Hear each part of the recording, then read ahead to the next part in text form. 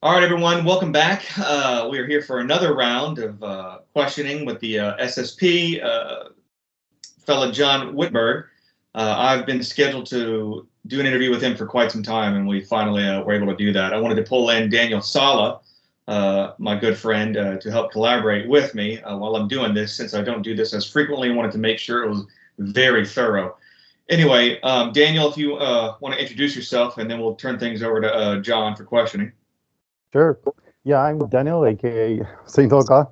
Don't ask how I came to that, but yeah, you invited me on, for old time's sake and stuff. And yeah, I think the idea behind this episode was to kind of go back to the basics of the breakaway civilization because it's such an immense topic. There's such a wide gap between what's going on there and what we know here. So, as we know, it's all completely sequestered and independent and sovereign over there. It's like the biggest, best kept secret ever, and it's super compartmentalized. So I wanted to start with general questions such as, John, do you think the timing of the breakaway is related to like the fact that they saw this cataclysm that was maybe impending, which is what we're now looking at, and then they wanted to abscond for other places? Maybe that would explain the timing of it. I think that might have been part of it, yeah. But a part of it also is that they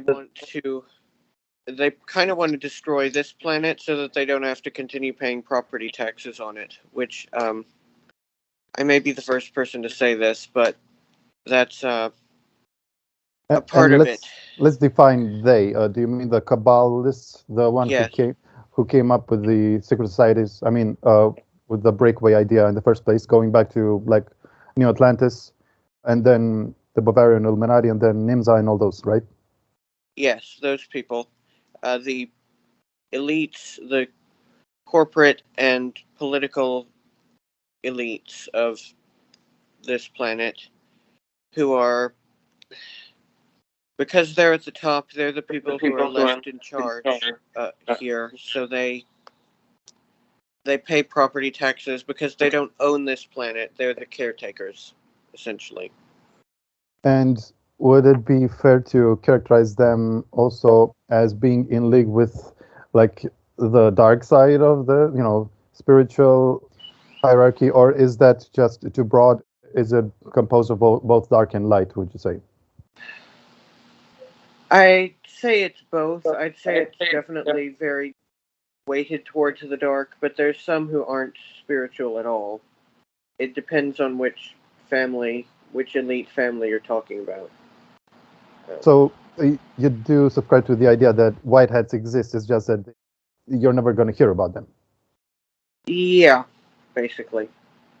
So, but one thing that does go for all of them, the breakaways, is that the military, is that they always act under ET orders as proxies. Well, they defend their own colonies by themselves, and they do that on their own, but otherwise, yeah. And just how high would you say Terrans are on the so-called galactic totem pole? That's a difficult question. Not very high, but we're not as low as most people think. We're valuable, but we're not all that valued, if that makes sense. Right. Well, many argue with that we are, supposed to be some great guardians of the future, whatever, that our soul is really rarefied, that has been prophesized, that is supposed to, play a big role in the future. I don't know. To a degree, I'd agree with that, but that's not how we're usually seen. So it's kind of an awkward scenario where we are pretty special, I would say, but we're not seen as special by most of the power players. Sure. And just because it's a theory that is kind of gaining a little bit of ground these days, that anything that happens outside of this, whatever, 3D matrix grid is a higher density. In your experience, the worlds that you visited, did they always feel as physical as this, and did time flow at approximately the same rate? Yes to both. I mean, there are different lengths of days because of orbital periods and all that. But wherever you go, an hour is 60 minutes and a minute is 60 seconds. And it feels the same everywhere. And so another way to test this is you also have Earth stations altars as well as off-world. So comparing them, you didn't really notice much difference, or did you? No, I didn't. Right, because yeah, then this theory, doesn't hold water in your case. No, it doesn't. So I was gonna maybe segue into the most misunderstood facet of all this, which is altars, because that's probably the biggest stumbling block when it comes to explaining this to people is mind fracture, compartmentalizing your mind in different divisions. So there's a foundational element or whatever, also known as dissociative identity disorder. And would you agree, John, that this combined with like time travel perhaps are the foundation on which this whole thing hinges on? I mean, is built upon? I definitely agree with that. It's to the point where it's almost like a cheat code, really. But it's not really unheard of. I mean, it's actually a recurrent theme in the galaxies that civilizations at about our advancement level get at least these technologies. Yes, it is. Does that mean that? Sorry, go ahead. No, go ahead. Sorry. Does that mean that you have ETs that also are subjected to mind fracture in this way? Yeah. Oh, yeah. We learned it from them, from NET species. I'm willing to bet it's probably the Aldebaranites. But I thought they were kind of neutral. No, they're not. They're who made the Nazis, who the Nazis were, is what the Aldebarans did. And I'm willing to bet that's where we learned it from. There are other possibilities. It might have been the Draco. It might have been the Anunnaki. Because they also subject their kids to it. Another undeniable fact is that everyone pretty much is vulnerable to this mind fracture thing, and also pretty much defenseless, and as well as to becoming inducted into this type of forced slavery service, right? Yeah, pretty much. That's because they have no shortage of positions that we can fill. So just because the whistleblowers are like navigators or diplomats or super soldiers, that doesn't mean that they don't have a slot for you, right? Right. I mean, I've met other people I've met mechanics, I've met people who are prostitutes out there. I've met all sorts of different things. In fact, those probably, possibly outnumber the other ones. I'm sure they do, yeah.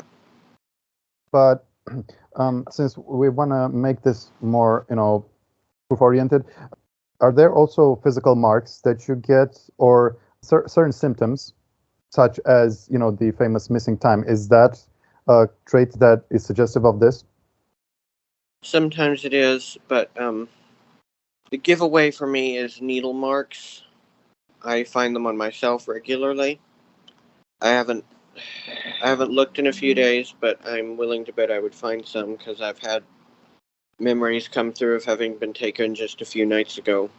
But yes, missing time and having DID. If you have it at all, you're probably one of us, unfortunately. But DID doesn't necessarily translate to missing time, or does it? No, it doesn't. But it is one of the key giveaways. What about the manner in which you're abducted? Does that vary?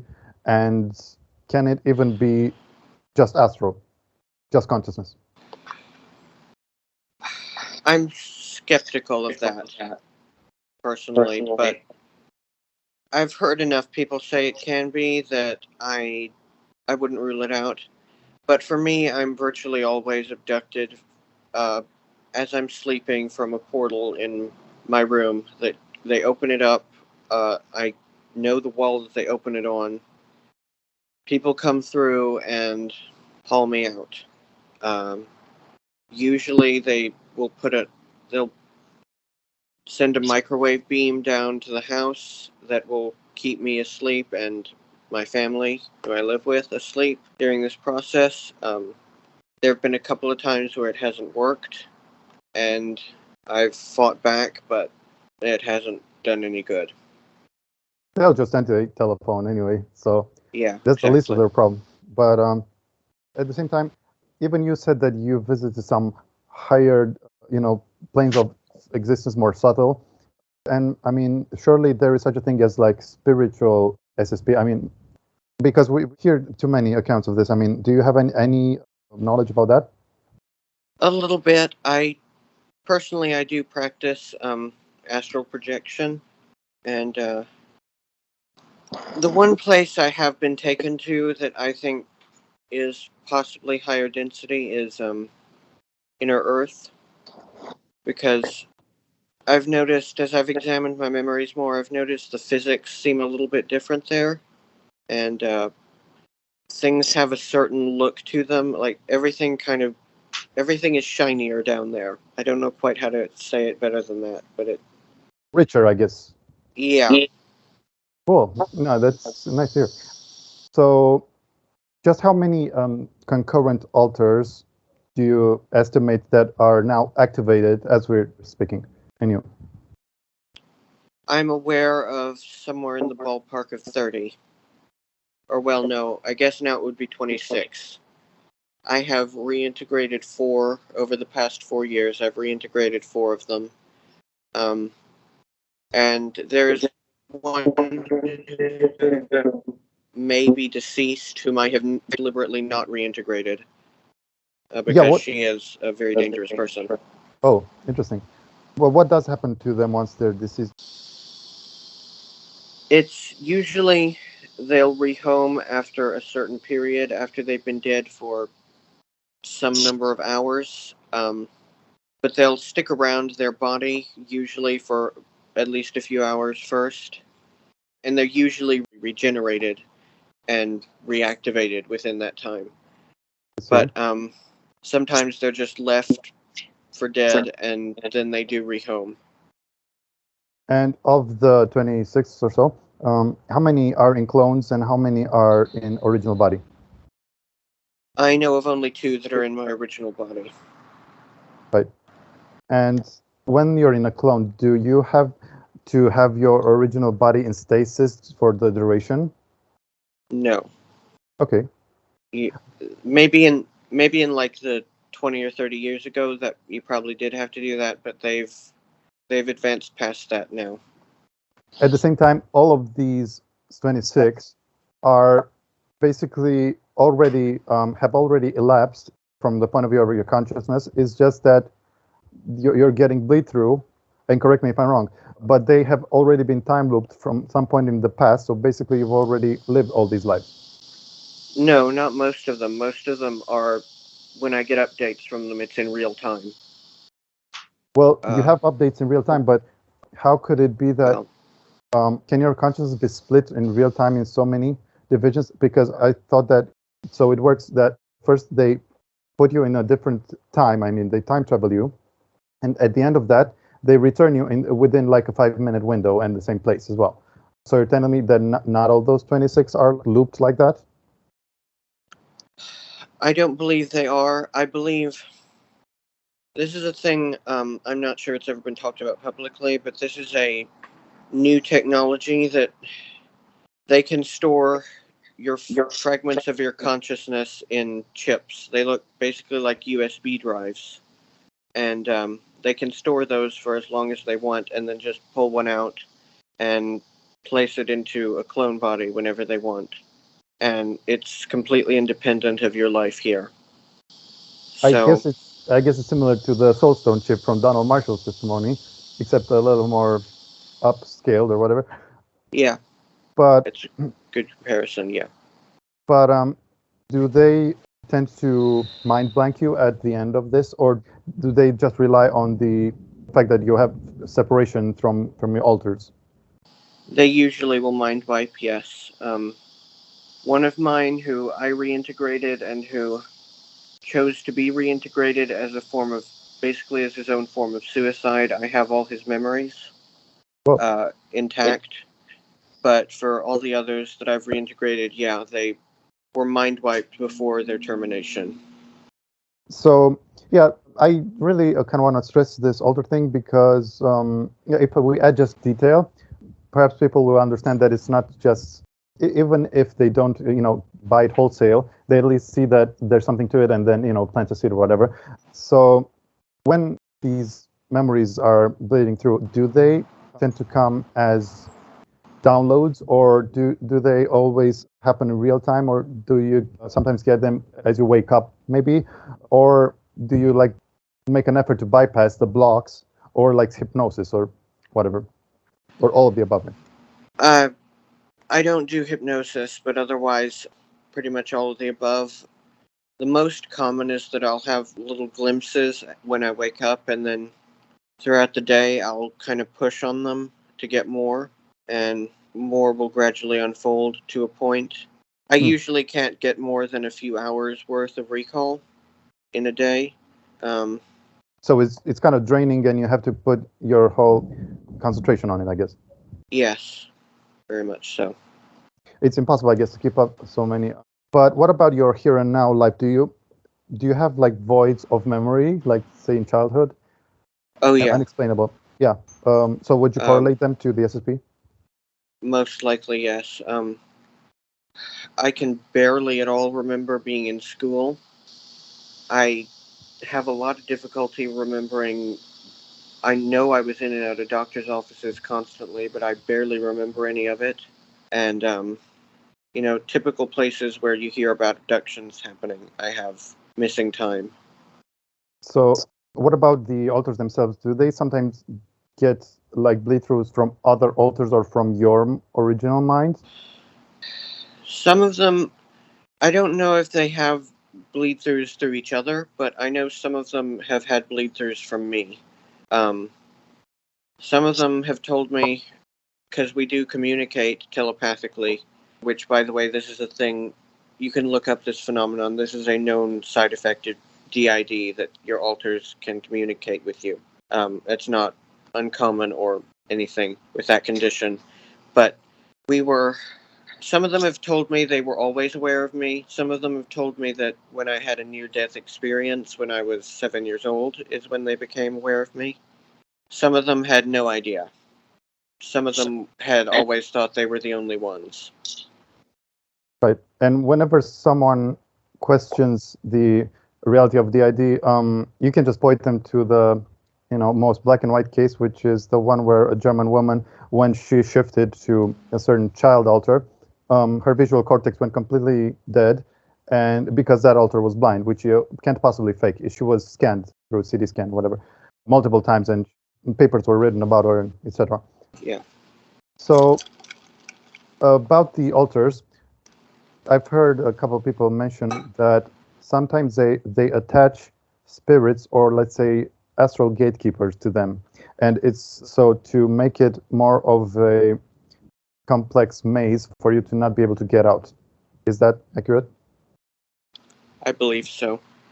When I reintegrated one, there was an astral serpent entity attached to him, and it was quite a battle. Yeah, getting rid of that. Wow. How does a battle like that look? There's it kind of looks a lot like in Harry Potter, where they have the two beams of magic being flung at each other. They're meeting in the middle and being pushed away from each other because of it. I'm not joking. It looks like that. And you do that until either you or the entity vanishes. But you don't cast spells with your voice, right? No, I don't. It's just a beam of energy. Yeah, that changes the game a little bit. So when you were inserted into avatars of ETs, did you notice becoming like getting some of their special abilities and maybe overall becoming smarter? Not really, no.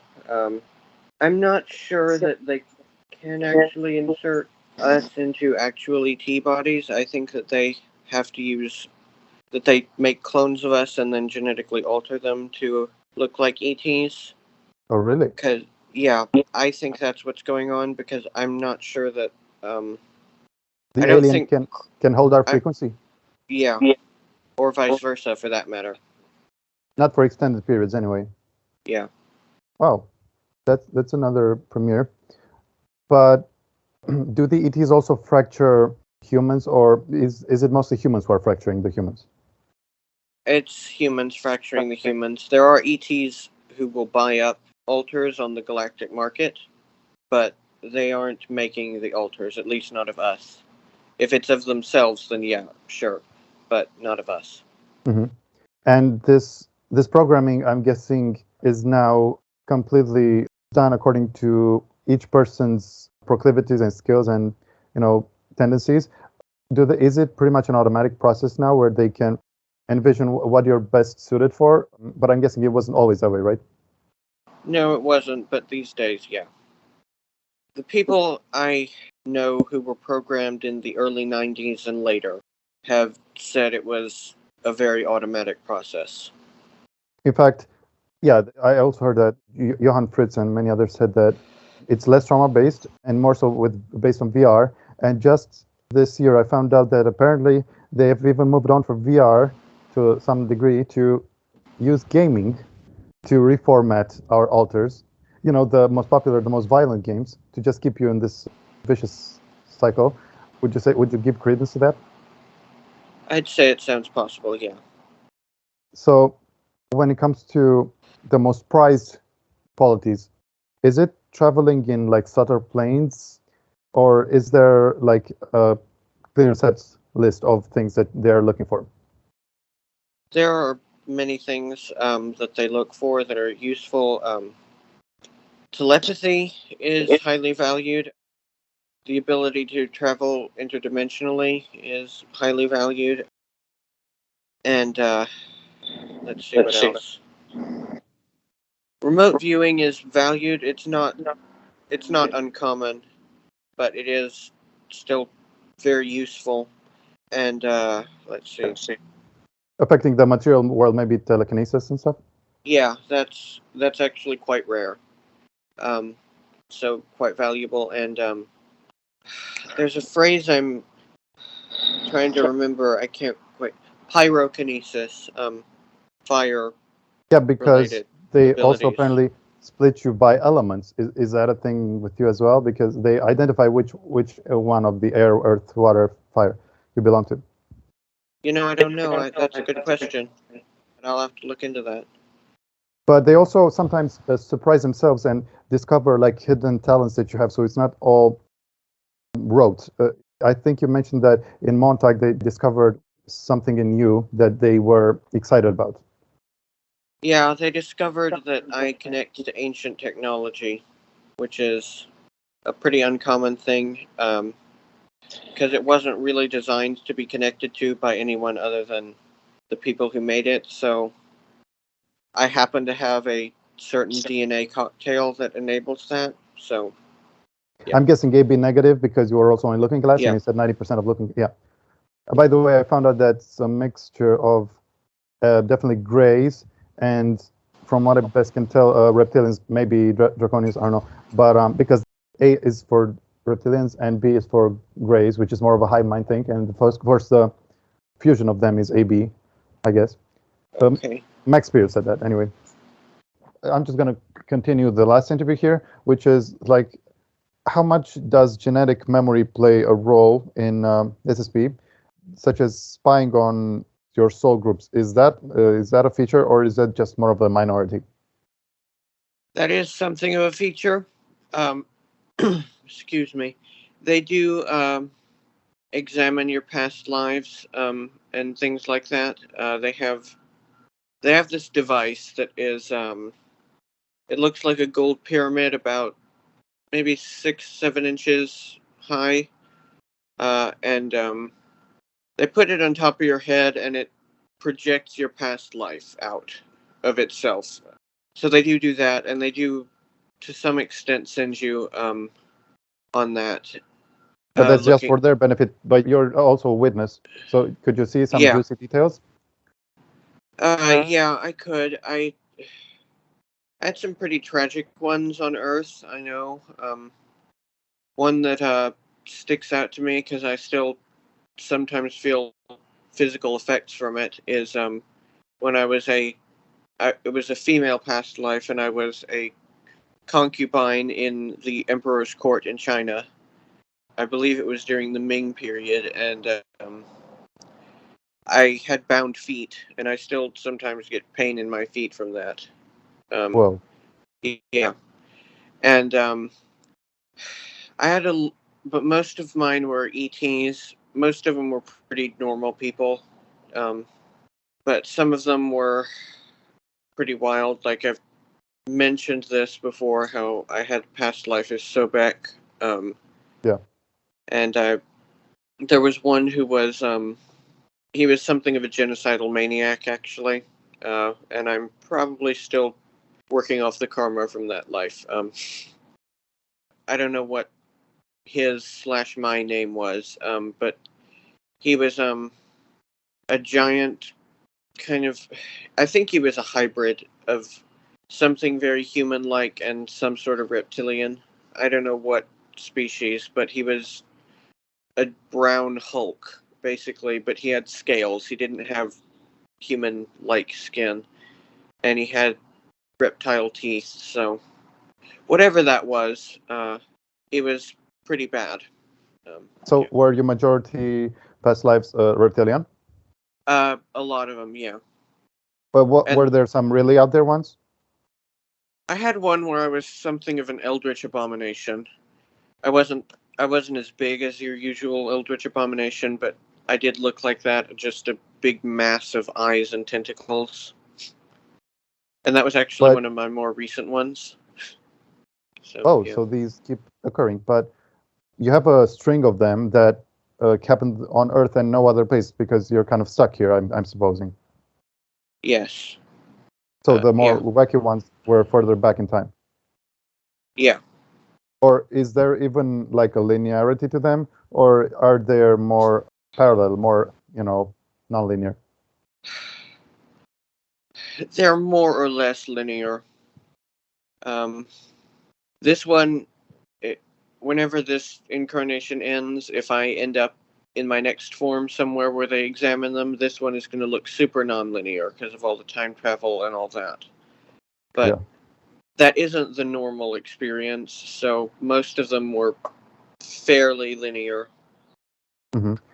And so is it then safe to say that the reincarnation cycle has been like hijacked by the secret space programs? Oh, definitely. Absolutely. And do you foresee this continuing, or is it egregious, and will it be stopped? I hope it's stopped. Things have improved somewhat in the last 10 or 15 years, so I'm thinking it'll probably at least go down before too much longer. It'll probably be decades, if ever, before it's fully stopped. It takes a long time to remove 150 years of complete insanity. Mm-hmm. So they are starting to push back the perpetrators. Is that safe to assume? Some of that, but mostly it's just they finally realized that it's really inefficient and that people are not going to do their jobs as well if you treat them like shit. Right. So before you're going to stop mind fracture, you're probably going to see it get more humane. But would you say that it can be like without any trauma? And is there a way like you would format it? It depends on certain factors. If you're wanting people to go out and become killers and that's not in their nature, I honestly don't see how you can do that without trauma. If you want people to just do other types of work, which is what I'm pretty sure the majority do, then I don't think there's any reason to traumatize these people into doing it. Mm-hmm. Yeah. So just have to ask whether you have seen any demonic possession rituals or been part of any yourself. I have.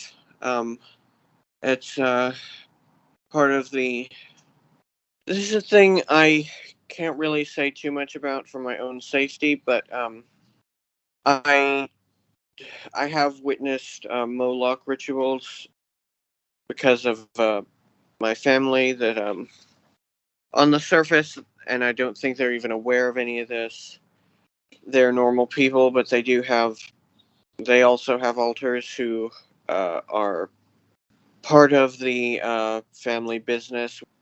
Well, not the family business, the bloodline that we're a part of, and I'm not going to say which one, but they are Moloch worshippers. And so I have witnessed a few rituals, not by choice, by the way, but yeah. Would describing the rituals get you in trouble, or just specifying the lineage? I think I can, if I don't go into too much detail. It's where they sacrifice a person and then drizzle that person's blood over two other people who are having sex. And yeah, it's almost funny how over the top this whole thing is. But that's what it is, and that summons Moloch, and then, yeah. How did he manifest like? Because I'm guessing it was just a mimicry, not his true appearance, or was it? It looked like him. It looked like how he's portrayed as a Minotaur person, and he came through a portal.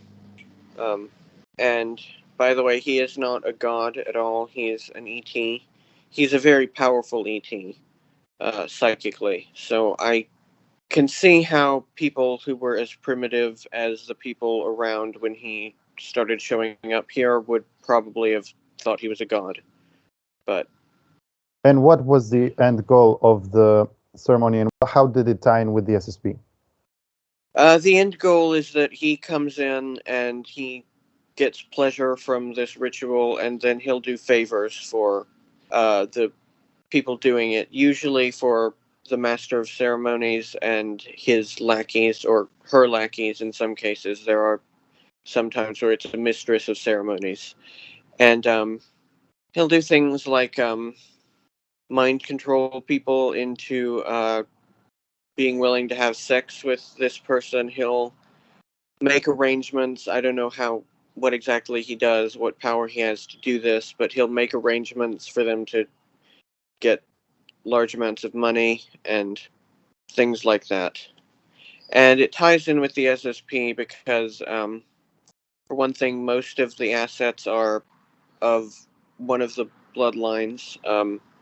And there's more than 13, by the way. There's 13 in the Western world. There's several others, maybe up to like 5 in East Asia. Yeah, in Asia, and there's several in Africa as well.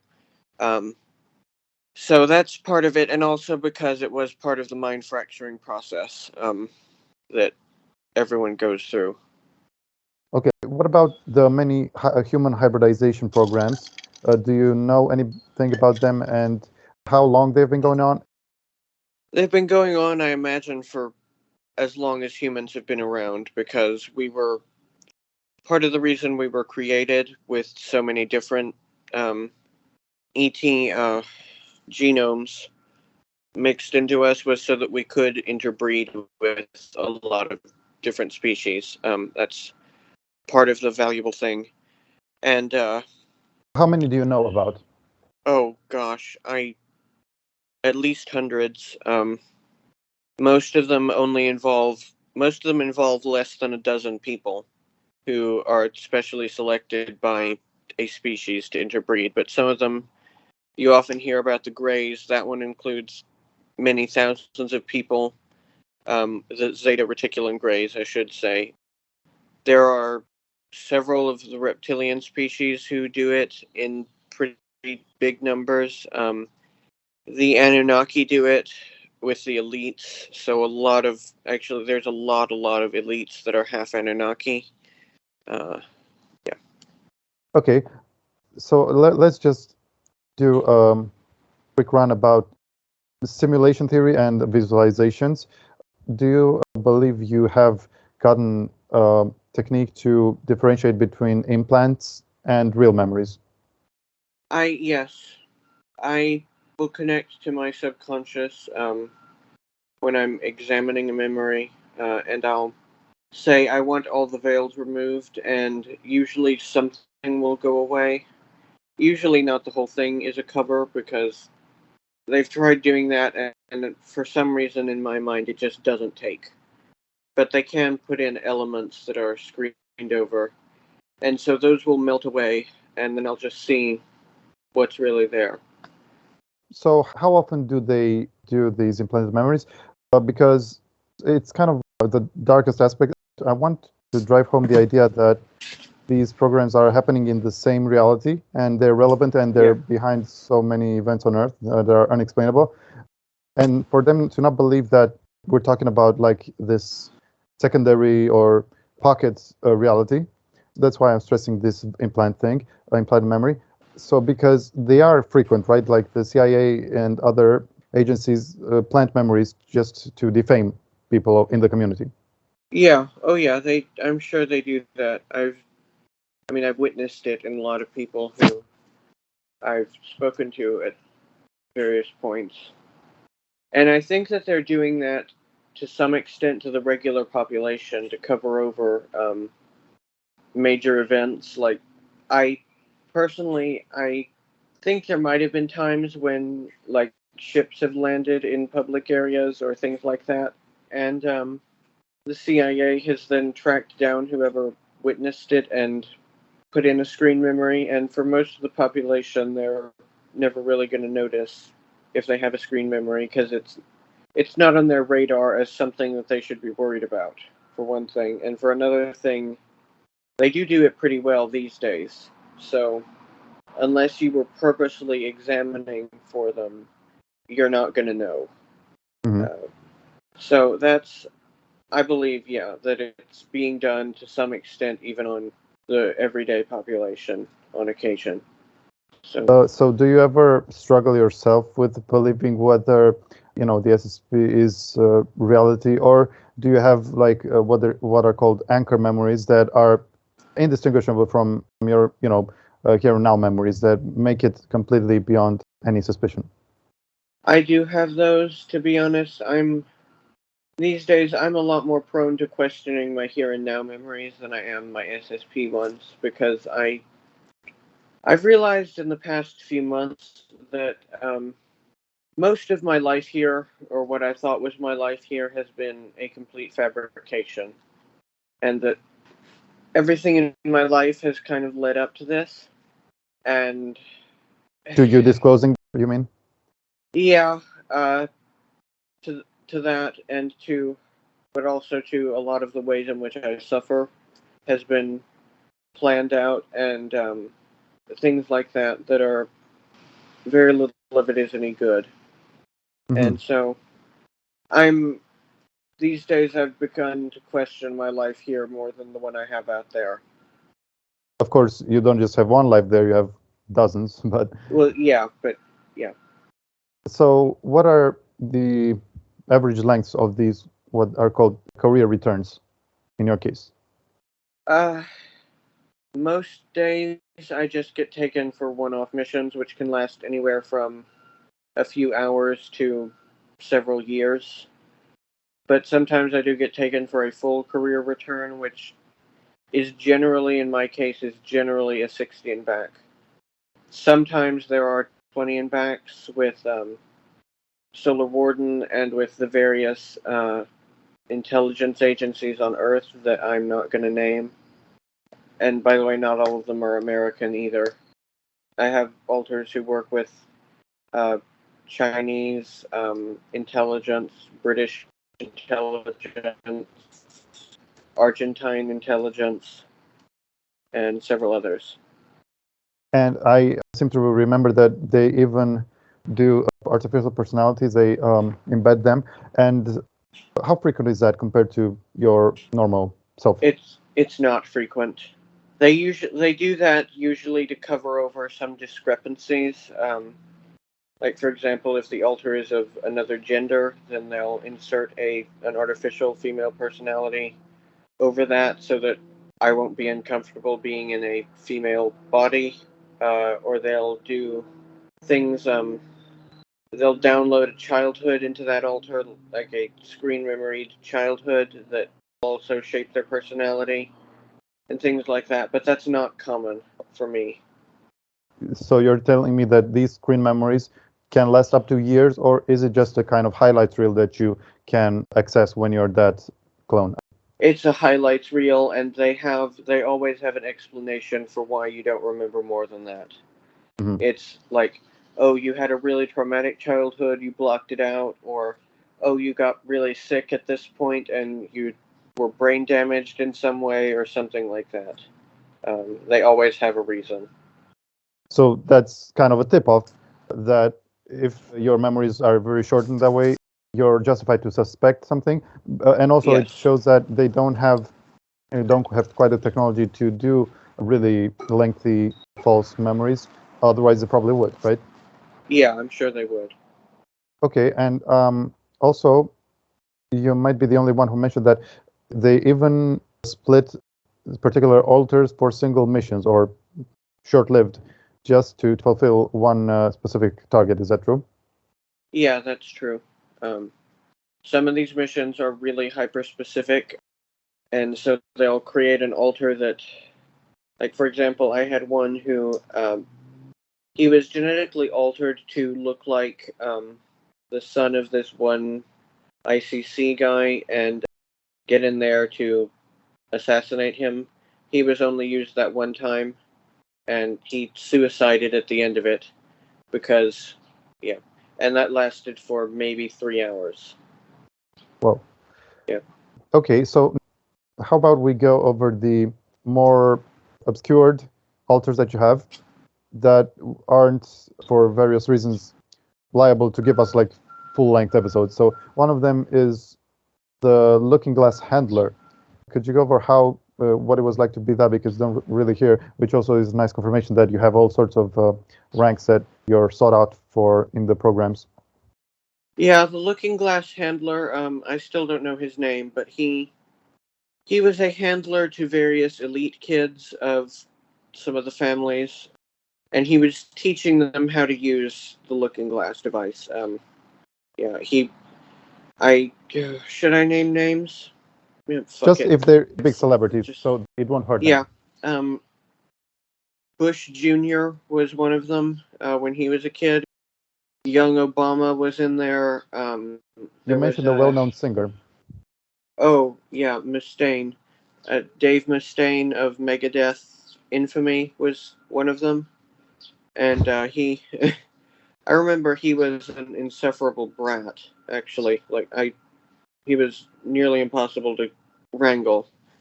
And there was an actress whose name I am blanking on right now.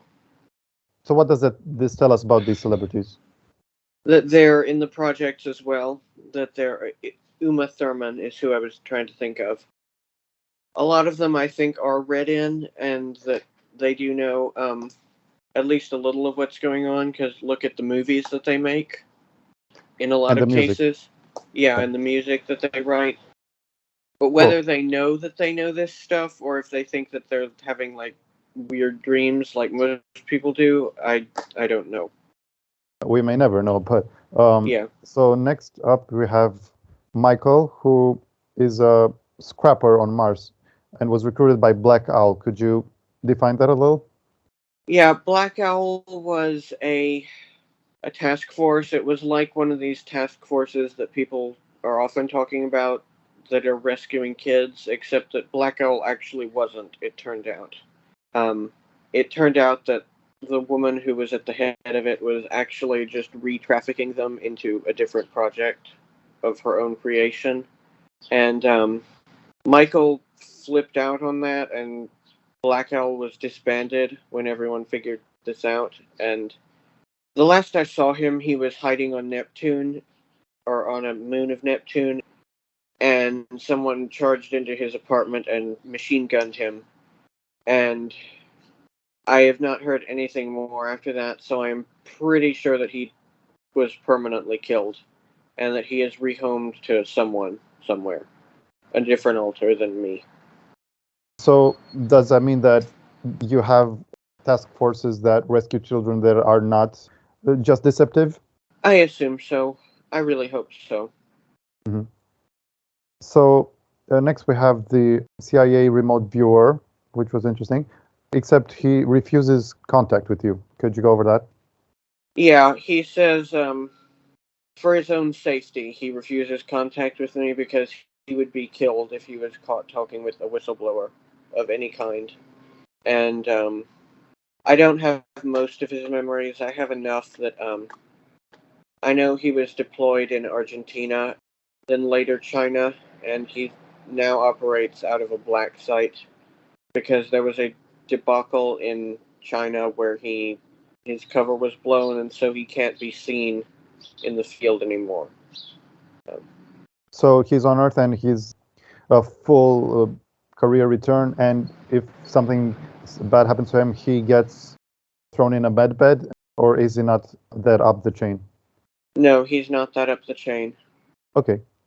So we also have an ICC archaeologist called Jared, who is one of only two who did not object to contact. So that means you have somewhat of a rapport with him. Yeah, I do. I haven't talked to him in a while. I really should get on that, but and I'm hoping we'll eventually do a show about him. But he grew up on a farming colony with some of his family members are the same as my family here. And the family was they were not in favor by society. I don't remember exactly why, but they wound up rising in favor because his aunt, Jared's aunt, got a job with an ICC executive as his secretary, which is quite a well-paying gig, actually. So the family immigrated to a different colony, and Jared wound up going to college and becoming a xeno-archaeologist. And there's some really interesting stories with some stuff that he's done, actually. And Xeno-archaeology, I'm sure it's a new term for most people. Okay, alien archaeology. Ancient aliens of... And none of it is on this planet, by the way. It's all... He's never been here, as far as I can tell. It's all on various planets here and there. And he usually works on a dig for between 2 and 5 years, and then goes on to another dig. And he gets assigned them. He doesn't really pick where he's assigned to. But it's a pretty good gig, especially for someone who grew up a subsistence farmer in a backwater hillbilly colony. Mm-hmm.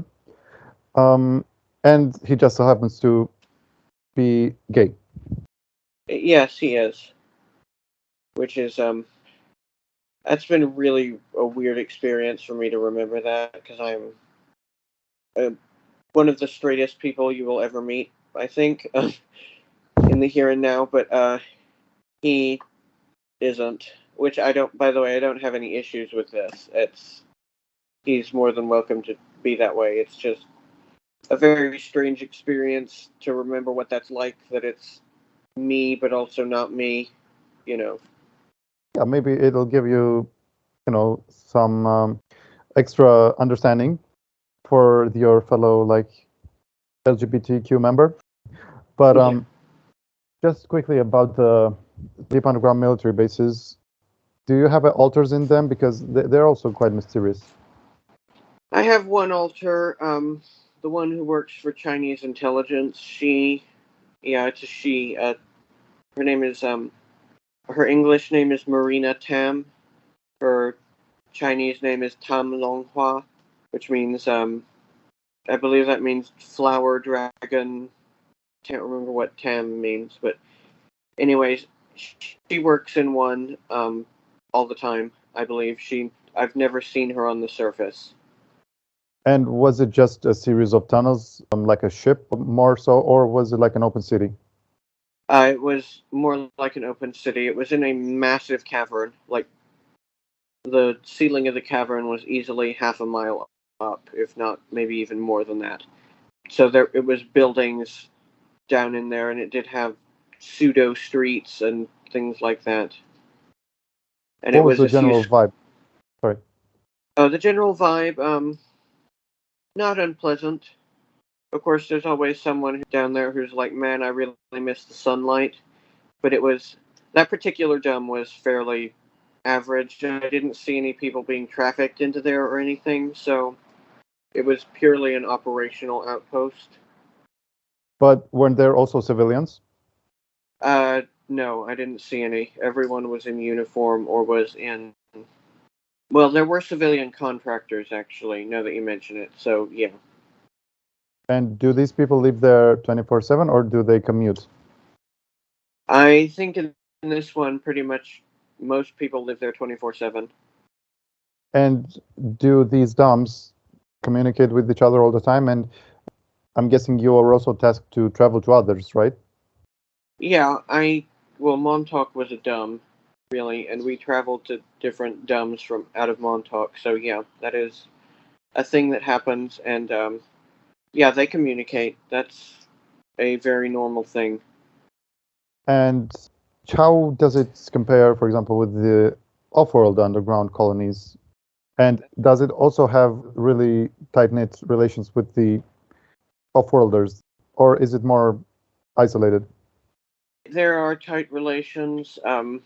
A lot of these domes will even just have portals in them that you can just go to another planet, whichever one the projects happening down there are tied to. And what was the other part of the question? Just how does it compare to one that is off-world? It's pretty similar, except that the population is generally more human in the ones here than the ones out there.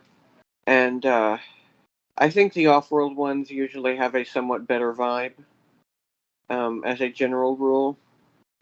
Right. So, and the architecture kind of reflects whatever realm is over them, right?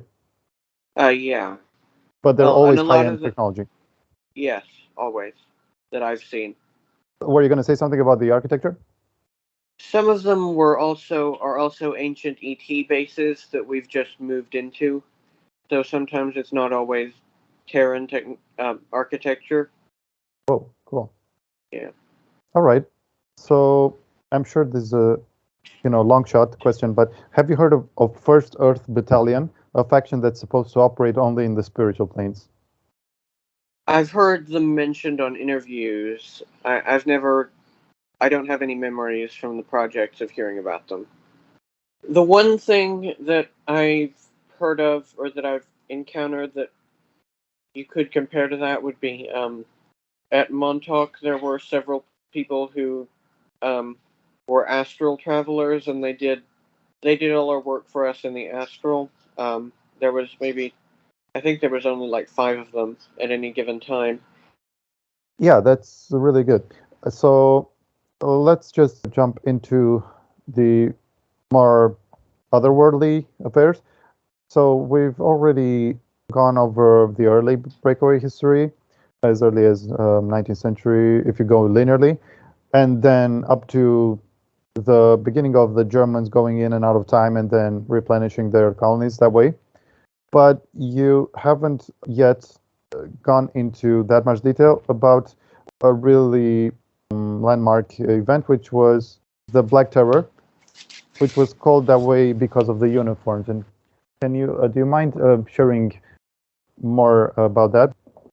Yeah, the Black Terror was the German occupation of Mars, which it lasted from 1945 until 1990, which I do find it interesting that it is an almost exact contemporary to the Cold War, but that's another subject. But it was where they invaded Mars in May of 1945 after they'd gotten the deal with the Draco and they'd gotten their first few ships that were capable of carrying large amounts of people, and they occupied Mars, or they annexed Mars, I should say, in its entirety, and proceeded with the occupation, which they started out by bombing cities and using biological weaponry on the populace of Mars. And So for 45 years, there was a planet-wide civil war, and there were frequent famines and massacres and all of those sorts of things. Right. So let's take them in order, I guess. You wrote in one of your articles that the so-called true interstellar colonial era had not begun. So this was kind of the beginning point. And also about the bombs, you mentioned there were neutron bombs. Yeah, they were, which people who don't know what neutron bombs are, they send out a wave similar to an atomic bomb, but they don't destroy structures. They'll knock over small objects, but they don't destroy structures. So it kills all the biological material within its radius, but leaves wherever it was dropped mostly intact otherwise. So they just had to wait a few months after dropping these, and then they could just move in and begin repopulating these cities and towns with their own people. And about the true interstellar colonial era, yeah, this was the beginning, because it was when the Germans fully went into space, and they essentially abandoned all of their prospects on Terra, because their empire that they had tried to build here was lost in a humiliating defeat, so they moved on. And safe to say that the Draco were rooting for that defeat and possibly even contributed, and as well as the neutron bombs, because I doubt the Germans would have leapt directly to those neutron bombs. So would it be a safe assumption to make that even the bombing of Mars was the Draconians' idea? Yeah, it might not have been necessarily their idea, but they certainly didn't do anything to stop it. And they did contribute the weapons. So I think it might have been one of those things where it's like, we're going to put down this crate and we're going to walk away, do with it what you will. We don't know what you're going to do. We don't care. And the Germans, I guess, justified this, had no compunction with this because of sheer desperation and lack of alternative. Yeah.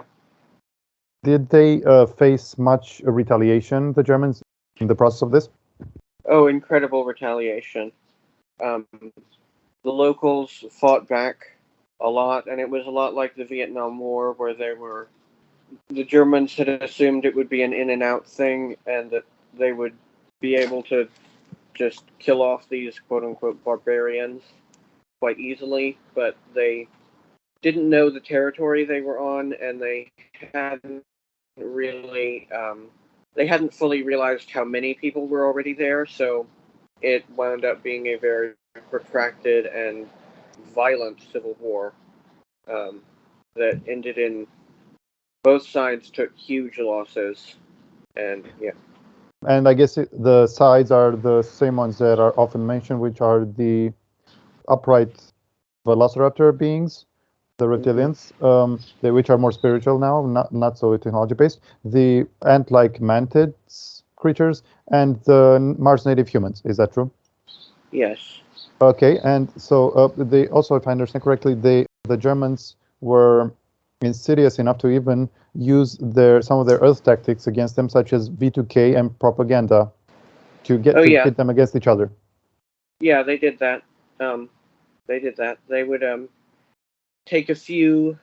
abduct a few in the night, hook them up with V2K implants, and then just place them back in the colony, and these V2K victims would then spout off propaganda. And the Germans would sometimes, they'd fly overhead and drop leaflets down onto these settlements that had propaganda in them about one of the other groups. They did this especially within the Mars native human settlements, and so they would go down there and say, "Hey, it's not us, it's the mantids or it's the reptiles," was in these leaflets, and it didn't really work that well, but of course a few people would buy into it, and then bloodshed would ensue. Yeah, I'm guessing the mantids were not as subject to this type of brainwashing because they have this hive mind, right? It's kind of tough to get through that. Yeah. So Americans also began establishing their own bases there. And how did they change the landscape of this war? They changed the landscape basically by it depends on which side of the Americans, because there were multiple sides. The Solar Warden supported, at least nominally, supported the indigenous and began fighting the Germans. The CIA, which was involved towards the end of it, but still they were involved, supported the Germans and were supplying them with weapons. And so that's... Oh, go ahead. There's also ICC. Yeah, the ICC became heavily involved in the 70s. Previously, there had been a very, very small corporate presence on Mars, and most of them were of a scientific nature, not involved really much in the war effort. But the Germans were getting kind of desperate. They were like, okay, we need to end this war by the 70s. And so they brought in these corporations to supply them with weapons and to be a more technologically advanced power there. But corporations being corporations, they started supplying arms and intel to both sides. So it just got a lot worse. I see. So this brings us to the finale, which involved a ceasefire somewhere near Olympus Mons. Is that true? Yes.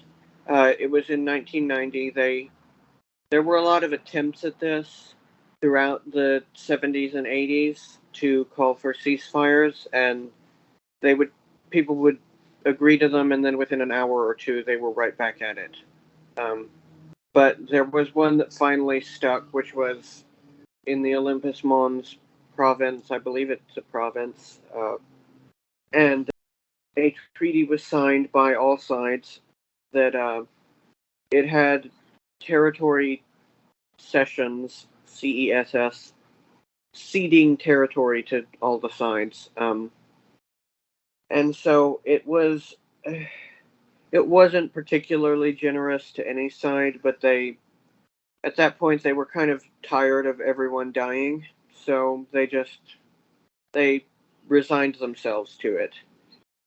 So now Mars is it's better than it was, but it's still in kind of a feudal system or a mafia type of system where everyone stays on their turf on pain of death. Mm-hmm. And that's about the time that the capital moved to New Berlin, which is I'm supposing the biggest outpost.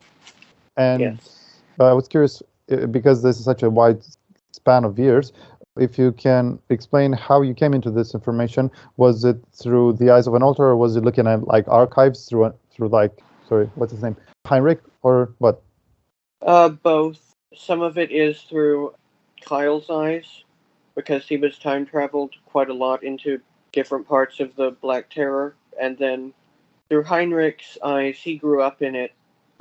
Pretty much. He wasn't on Mars, but he grew up when he was on Vega. The Martian war effort was a major topic of conversation, and the very early parts of it he did learn about in Shula.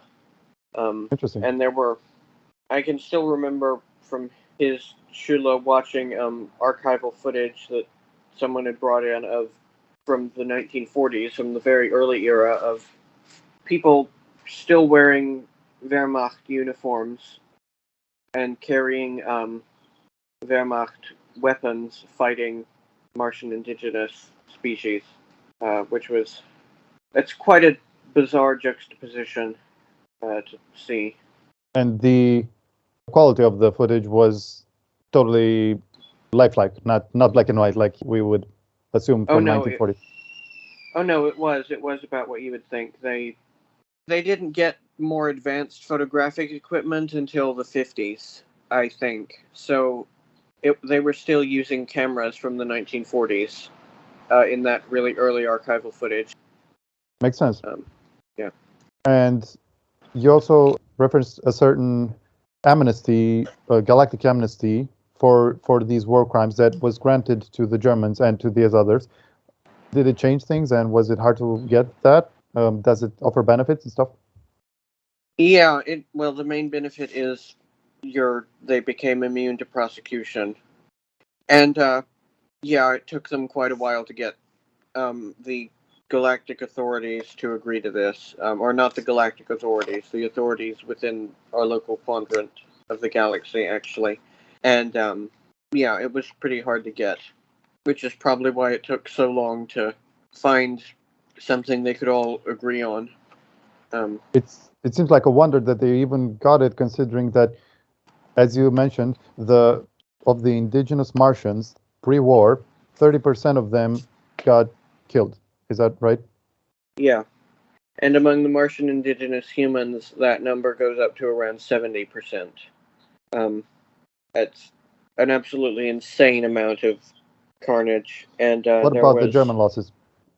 The Germans lost, well, I'd say somewhere in the ballpark of 2 to 3 million troops.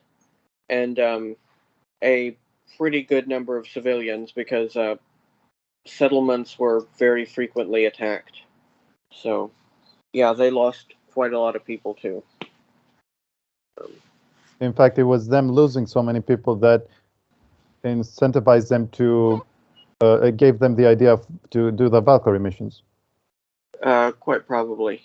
I wouldn't be at all surprised, yeah.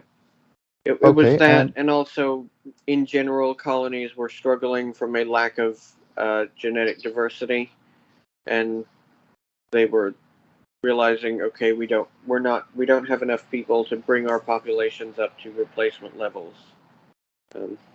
But you never saw the actual Valkyrie suits being donned, or did you?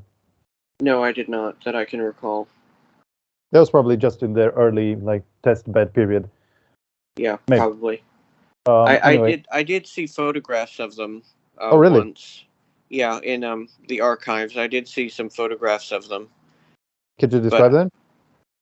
They wore a kind of power armor, but it was made to look kind of more medieval-ish, and they carried swords that I know their swords actually had heated blades, like superheated blades, that they glowed a little bit, and that's all I really saw.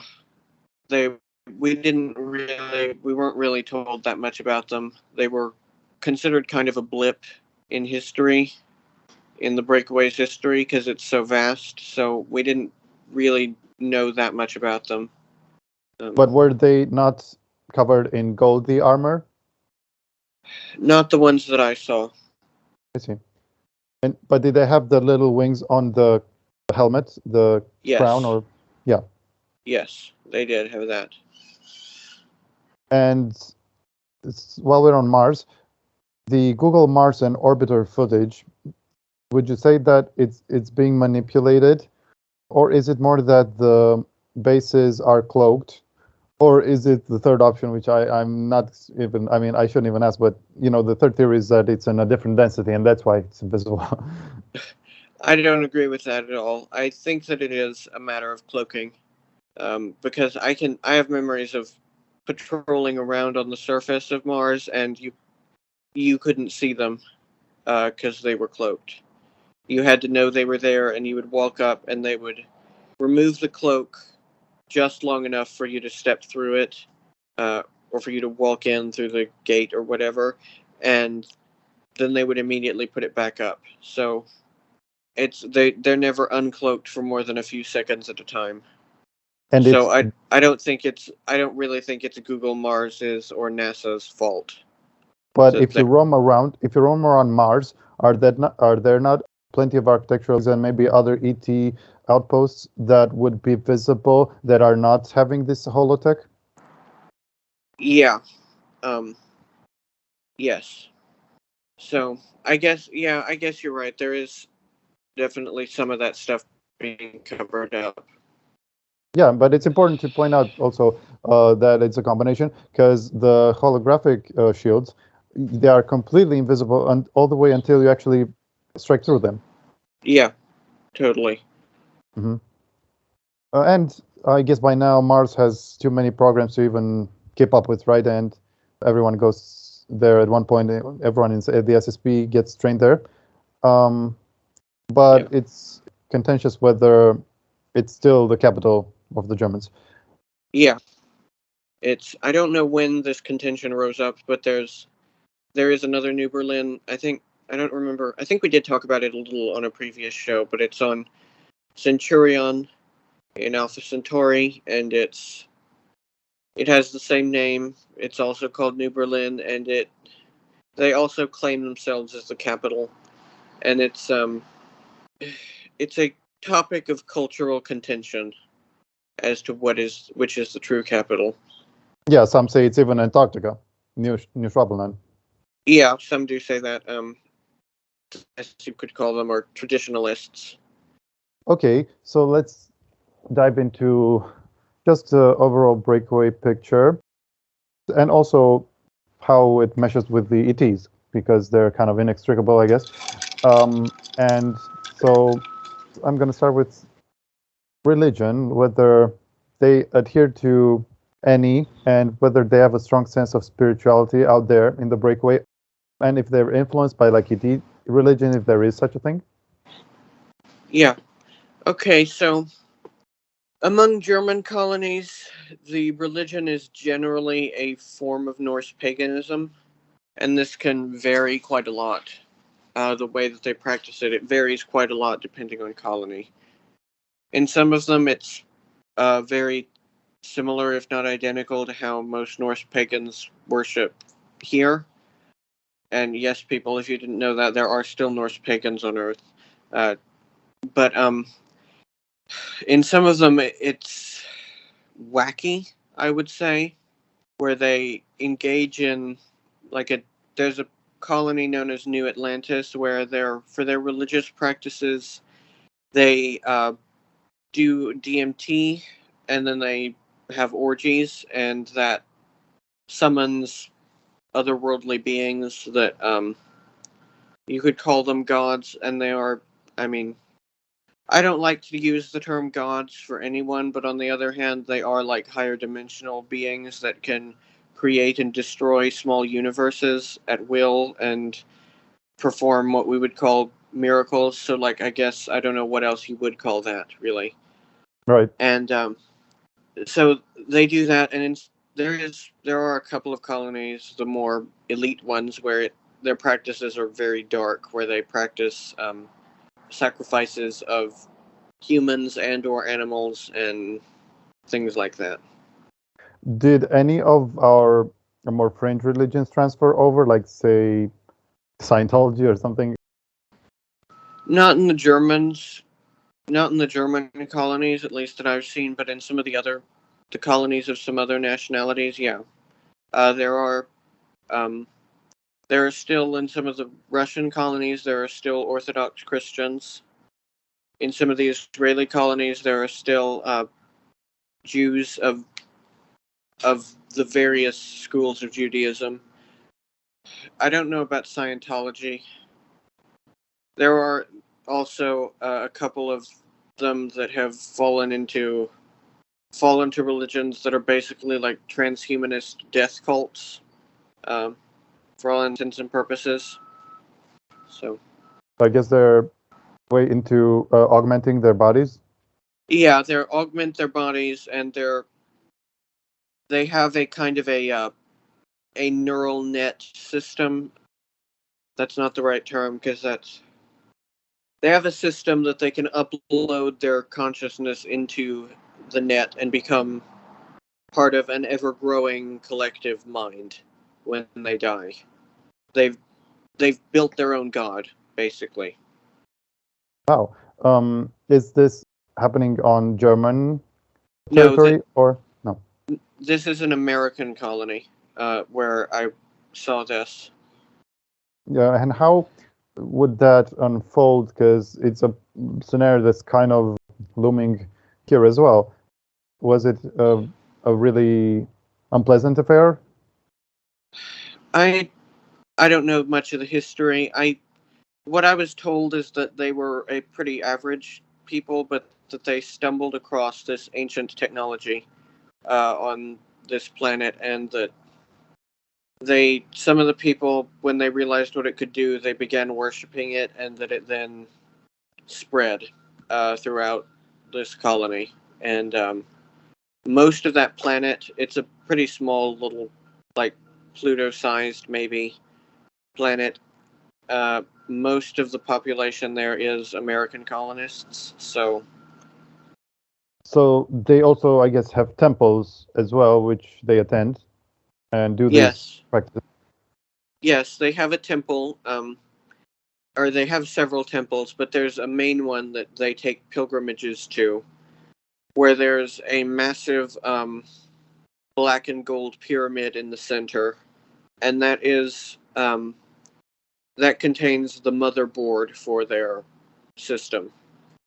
So we're talking certain AI, but that is not black goo, or is it? No, it's not black goo. It's a different AI. So there are even supposedly beneficial AIs. So it could go either way, I guess, but this sounds more so dark. And have you seen any positive ones? I've seen one positive one that is it controls this planet, but it does so in a benevolent way. This planet that it was on, which is I'm drawing a blank on what the name of the planet was now, but this AI, it basically maintains the nature of the planet. It has seed banks and things like that, so if there's an area that gets deforested, it will reforest it itself, and it advises the leaders of the population on how to live in harmony with nature to the greatest extent possible, and things like that. So that one I would say is fairly benevolent. Was this an ET planet? I mean, an extraterrestrial inhabited, or not human? No, not humans. So you could get behind. You could see yourself living there. Yeah, I could, honestly. Okay, and about the religions, do they also see like the polarity of the devil versus creator God, or do they stop at the dark versus light? For the most part, they kind of stop at the dark versus light. They don't really have a devil other than their devil is what we might call like the shadow part of the soul. It's whatever in the universe there is that is dark or that draws people to the dark is their devil. Cool. And the ETs, do they worship certain higher than them entities, or are they also more internal? It depends hugely. The Draco, as far as I'm aware, they only worship Source.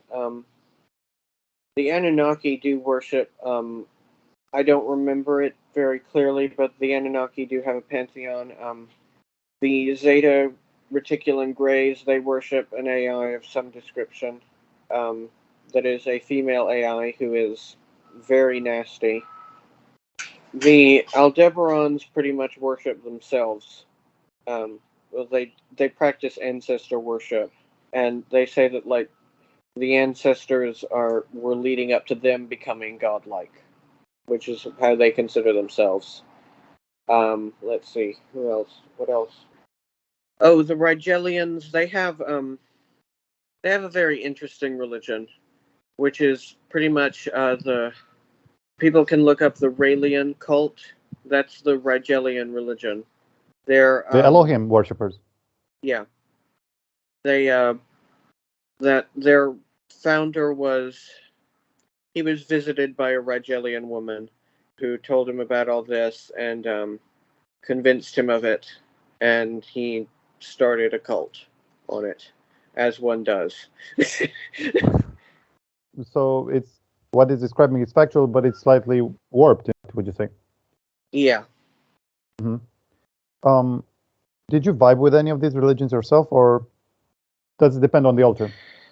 To an extent, well, Heinrich is actually, he is a Norse pagan, and he's actually relatively devout.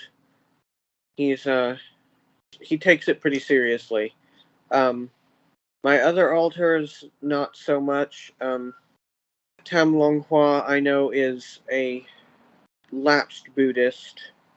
I mean, she still does her prayers and everything, but she doesn't really follow the tenets of the religion very much. I would say I kind of could vibe with the one I mentioned that worships the Benevolent AI. I'm not about to worship anything that was created by someone else, but I mean, I can kind of see why it is a really good entity to have on your side. Cool. So, yeah. So you also, in one of your infographics, dropped that Rachel Weisz has a clone, or maybe the one on Earth is a clone, as a real priestess out in the Breakaways. Yeah. That's kind of an interesting story. It's from Heinrich, where he had to, there was a rumor spreading throughout the colony that there was some sort of a terrorist cell lodged within it, and that this terrorist cell was feeding info to some ET species, and that within a few years the colony would fall. And so he had to, he was tracing that rumor to its source, and the source turned out to be this, the colony's head real priestess, who was a clone of Rachel Weisz. Of course, he doesn't know who Rachel Weisz is, but when I had that memory, I recognized her. And so, yeah, and she was prophesying that this would happen. And she was one of those kinds of oracle types that's really vague in everything that she says, but eventually he did get her to give up enough info that they could actually track down and stop this from happening. She certainly does look the part. Yeah, she does. And look at her character in the Mummy movies. Like, yeah. And the last name too, German. Yeah. And also, since we're on celebrities, Tom Cruise and Pamela Anderson, their clones constitute the famous Krugers. Yes, Gabriel Kruger and her, I can't remember her name, her first name out there. Her maiden name, I believe, was Hessler. And they're a pretty well-off German-Argentine family that settled in the system. I know the name of this system. It's one of the stars in the Taurus constellation. Oh, okay. And they started shipping business, and so she's the heiress to that fortune. And Gabriel Kruger, I mean, people have talked about him to some degree, but he died last year, April of 2022. And one of my altars attended his funeral. He is not at all missed. He was not at all a nice person. Was it the fact that he chose to overimpose himself in the likeness of Tom Cruise because he thought he was handsome? I'm guessing, or was it like this alien Tom Cruise came first? I don't know, quite honestly. It could go either way. But you have to admit that it does sound extremely, to the untrained ear, it does sound extremely out there. Oh yeah, I agree. If I wasn't living it, I wouldn't believe it either. Mm-hmm. Yeah, I have to believe that they picked them because they're pretty. But so, yeah. What about the famous black goo? How much does it factor into the breakaways, and are even colonies completely taken over by it? Some of them are, but for the most part, it's for a lot of people, it's kind of like how, I don't like this comparison, but it's all I can really think of. It's a lot like how HIV is here, where it's like this evil thing that you have to avoid, even though you're probably never going to encounter it. So, to the working folks out there, it is not viewed in a good light at all. Rightfully so, don't you think? Oh yeah, I agree fully with that. I'm not but a it fan is of like it a either. danger. it is a danger to, yeah. You can get it on the black market if you're determined enough. So it's widespread-ish, but it's not accessible, let's say, to most people. But if you're determined enough, yeah, you can find it.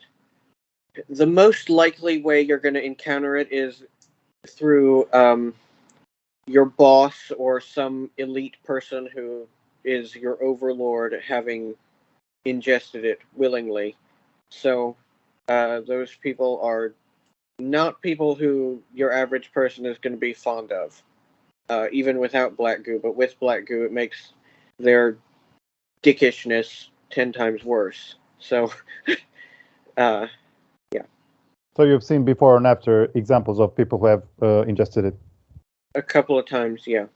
And yep. It's not pretty. The way it makes you into basically a Terminator, for all intents and purposes. For a pop culture reference that people will understand, that's pretty much what it does. So it gives you super strength? Yeah, it gives you super strength. It triples your IQ. Sometimes it even does more than that, but it at least triples it. And it does something to your cells that they regenerate a lot faster. If you cut yourself, even if you cut yourself deeply, it will heal within 10 minutes. If you get shot, you just basically have to keep yourself alive for maybe an hour or so, or maybe a few hours, depending on how serious it would have been. But you just have to stay alive, and it will regenerate for you. So it can't bring you back to life. So if you die, you will need a regen tank. But if anything short of either death or massive brain trauma, and it will regenerate. So it is, in a lot of ways, yeah, I can kind of see how people would want that for themselves, but it also removes all of your emotions, and it makes you a lifeless. It makes you a computer. That's the best way to put it. It makes you a computer, and it hooks you to the overmind. Yeah, and it does eventually kill you. By the way, because it will eventually realize that you're not of use to it. I don't know how it reaches this conclusion, but it eventually realizes that, and then it kills you violently by assaulting your nervous system and then purging itself from your body by spewing out of every opening, including from like underneath your fingernails and things like that. And then it just slithers away somewhere. And it is very hard to kill. The only way to kill it is with fire. You can force it to purge itself from someone's body, but it's still alive after that. So to kill it, you need a flamethrower, or an EMP weapon. So you subject a person to a certain, I don't know, high temperature or what have you, give him an antidote, and then he'll spit it out, and then you burn it. Yes. So it is something akin to like Spider-Man, the symbiote, where it enters and you can spit it out. Yes, but it does kill you when it comes out, because it always kills the host. So that person will then have to be regened. I see. Yeah. But are there not libations like this that have the positives, or at least in part, but none of the drawbacks? Because some say that the naturally occurring like a black goo that sort of acts as like the arteries of a planet. If you imbibe that will grant you superhuman powers. I've heard rumors of it. I don't remember ever seeing it myself. Enough people I know of have talked about it here that I'm inclined to believe it probably does exist.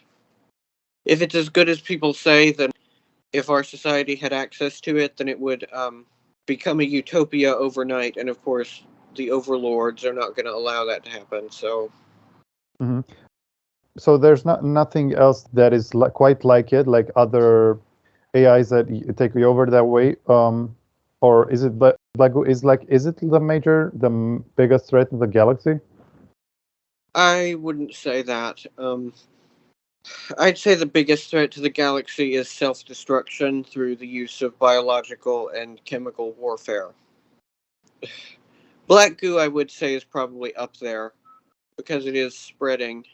But as our immediate worries go, it's not number one, I don't think, personally. And who is it that is the main perpetrator in terms of the biochemical and bombing of planets' destruction? Kind of everyone, all of the various empires. I mean, the Draco Empire and the Germans are probably the two biggest ones in this galaxy, but they are far, far, far, far from being the only ones. And then, of course, there are revolutionary groups who are resisting them who also do this type of stuff. So, have you actually seen destruction of planets? I think, yeah, I have. I've seen. This was not a human thing. This was not any human SSP. This was an ET endeavor where they brought a meteor the size of Texas, roughly, and dropped it onto a not very big planet. And the planet cracked into several pieces and became a small asteroid belt, which was a pretty terrible sight. So you saw recordings of this? Yes. And you could also see, if you looked closely, you could also see like the bodies of the people who were on the planet flying en masse out into space. And it was quite grim to witness. You saw that zoomed in? Yeah. I don't remember the context for this yet, unfortunately, but this was something I was shown. Yeah, I'm guessing the bodies wouldn't remain like stuck. They wouldn't have the pull. But let's dive into random questions about the breakaways. So first of all, what was their fashion like, and is it as varied as it is here, or is it more efficiency oriented? Yeah, it's pretty varied. A lot of these colonies will get stuck in the cultural zeitgeist of whatever era they were created in. There's one colony on a planet called Corellia, which, yes, people, that is also the name in Star Wars. I'm sorry, but that is what it's called in real life. New Frankfurt, that the style still pretty much looks like 1940s Frankfurt. There's some where they've adopted like futuristic styles, almost like cyberpunk aesthetics in their fashion. There's some of them where... Oh, go ahead. Do you have like some that are archaic and modern at the same time, so kind of a blend? Yeah. There's one that I can recall where they wore like stuff that was clearly inspired by or descended from like ancient Roman type of outfits, but also modern. It's kind of hard to explain that aesthetic, but type it into an AI art maker and see what comes up, people. And eventually you'll probably get something approximating it. But yeah, that was a weird one. And in some places it's just practical clothes, like Jared's farming colony. They wore pretty much the same type of stuff that farmers here do. So you don't really have anything mirroring like present-day Earth, right? It's always just kind of a twist of their own. Pretty much, yeah. Some of it is very, very, very similar, but it's just different, usually, in one way or another. And just in general, I doubt you have another Earth-like planet that is quite so diverse as Earth, right, out there, of humans. Yeah, that's rare. Mm-hmm. So they are? Well, probably. I'm going to say probably. I don't have clear enough memories to say yes or no for sure. There's 10,000 planets, so, of humans. Yeah. So what are some particular styles that you actually personally liked? I kind of like some of the cyberpunkish aesthetics.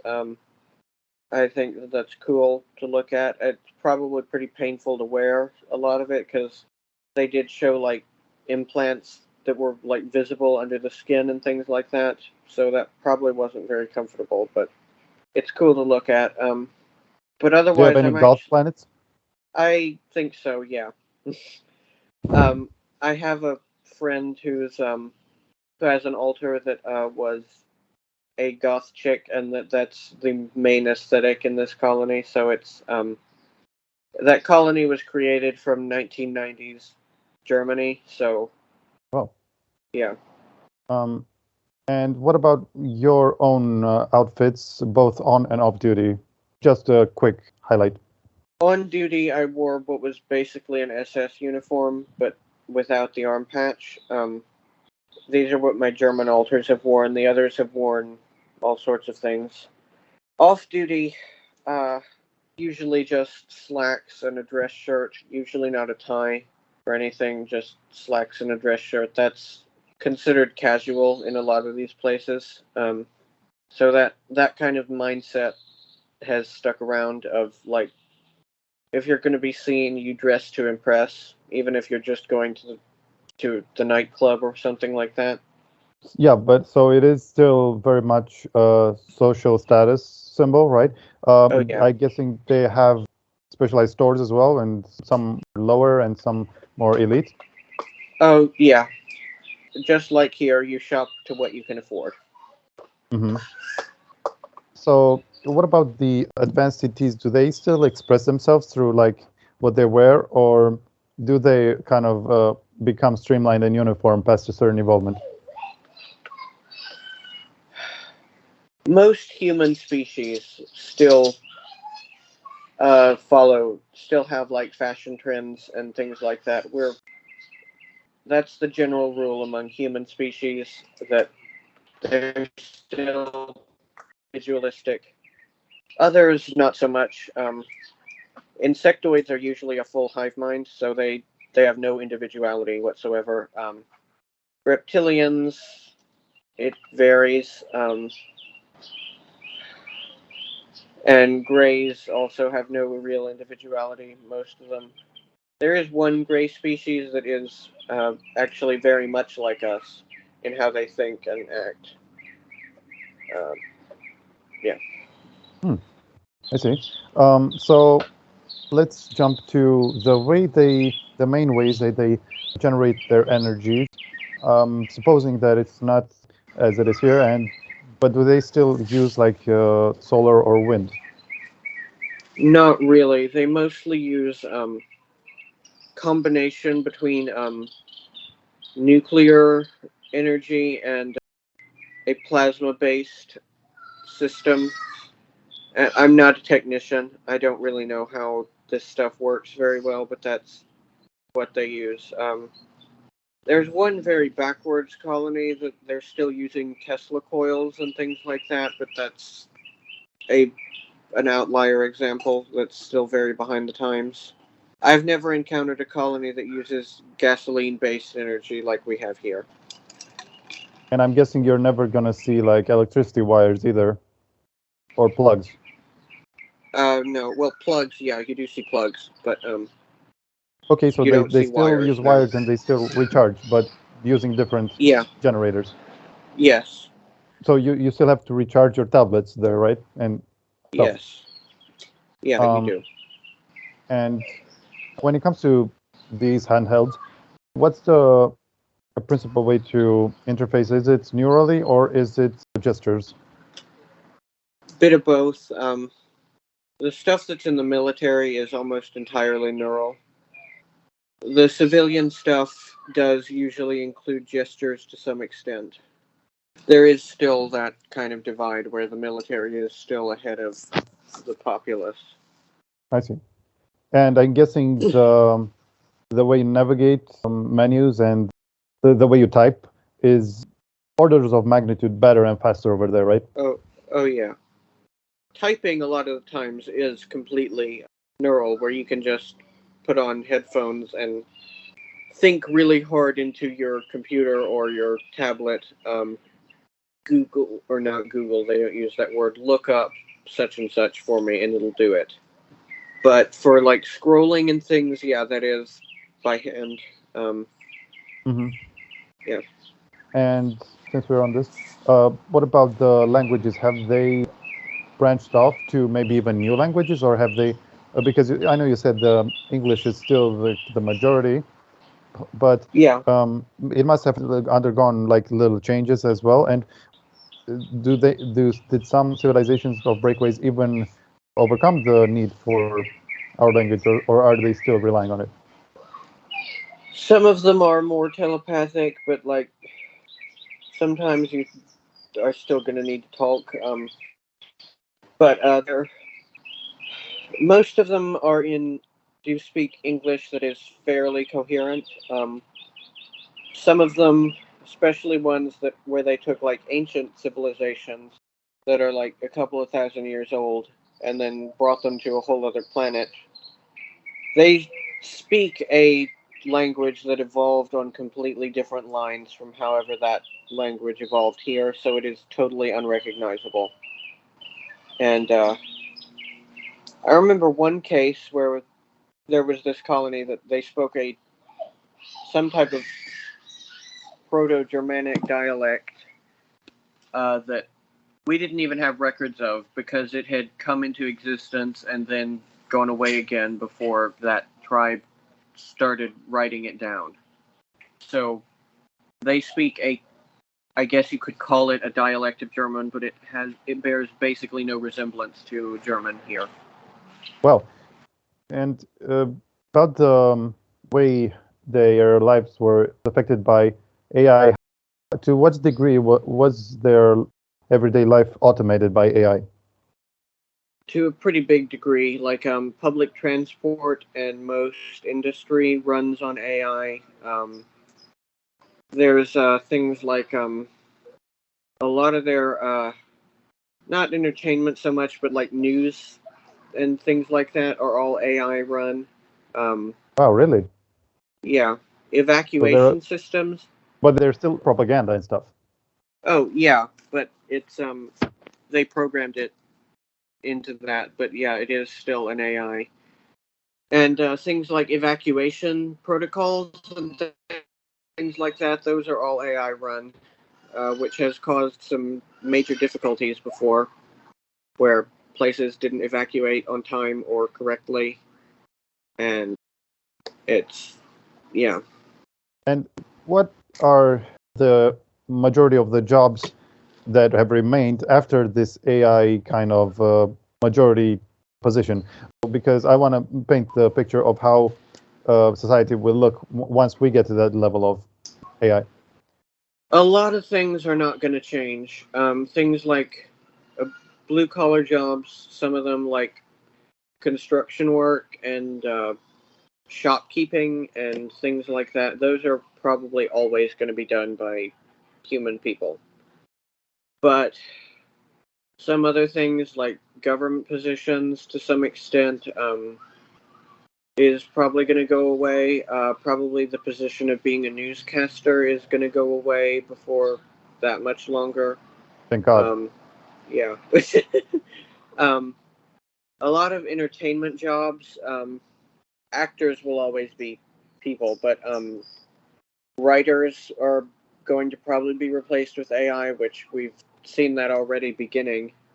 Writers? And yeah, we've seen that already beginning with like the Hollywood Writers Guild going on strike because they're foreseeing that AI is going to start being used to write scripts, and it'll remove a lot of creativity, even more so than has already been removed, because these AIs will be programmed to just write literally everything that the studio tells them to. They won't question anything, and they won't insert personality into it. So, sorry, people, get ready for entertainment to become even more soulless than it already has. Yeah. Yeah, it wouldn't be fair to even describe it as entertainment, but Yeah.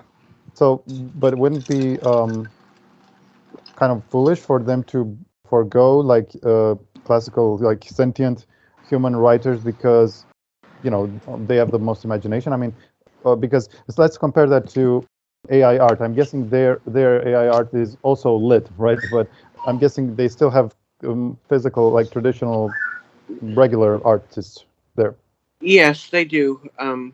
They have artists, and things like that. They eventually realized, after they had pretty much replaced everyone with AI writers and artists, they realized people just weren't engaging with art anymore, and so they began integrating human artists back into society.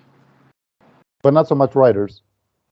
Not so much writers, no. To some extent, yes, there are human writers, but What about philosophers or poets?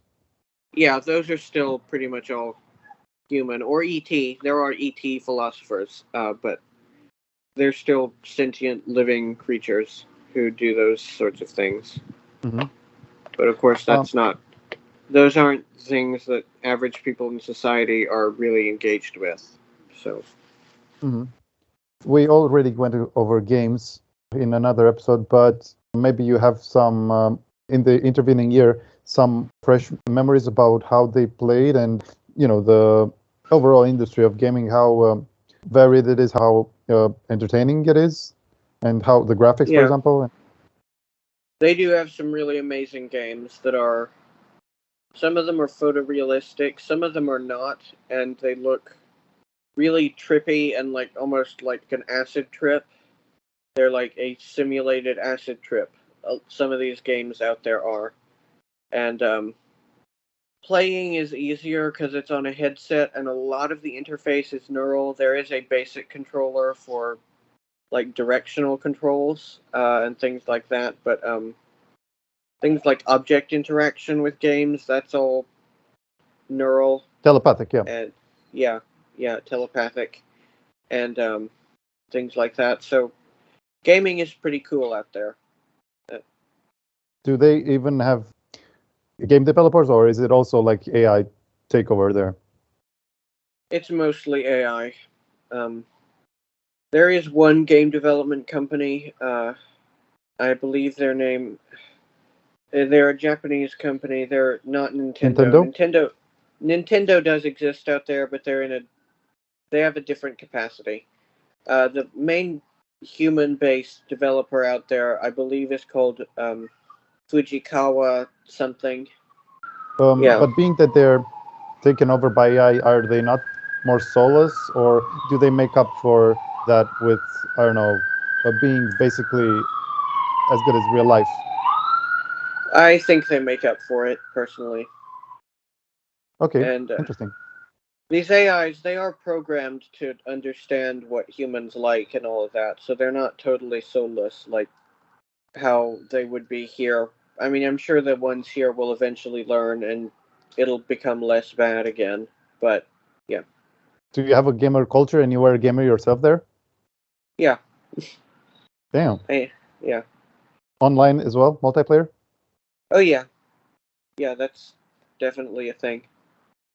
So let's jump to like cyborgs.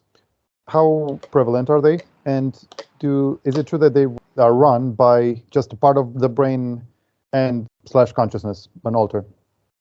It depends on the make and model, but generally yes. They're not all that prevalent in the public sector.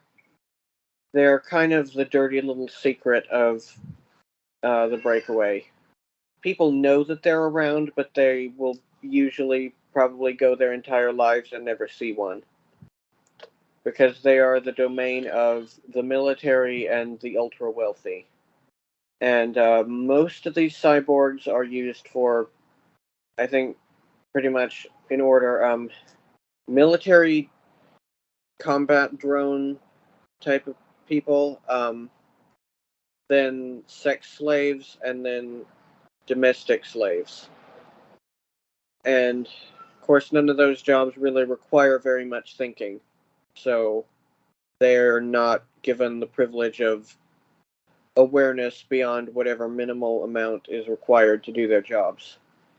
I have an alter who is a cyborg who is very aware and very human-like. He was created as an espionage unit. And roughly half of his brain is human brain tissue, and the other half is a very advanced CPU. So he is as aware, if not more so, than you or I. But that's a rarity. So what's it like to get like influx of memory from him? Do they seem alien? No, not really. They seem very much like this, but that he's thinking and processing at a different level, at a much more automated and Precise. yeah, precise and systematic way of thinking that he has.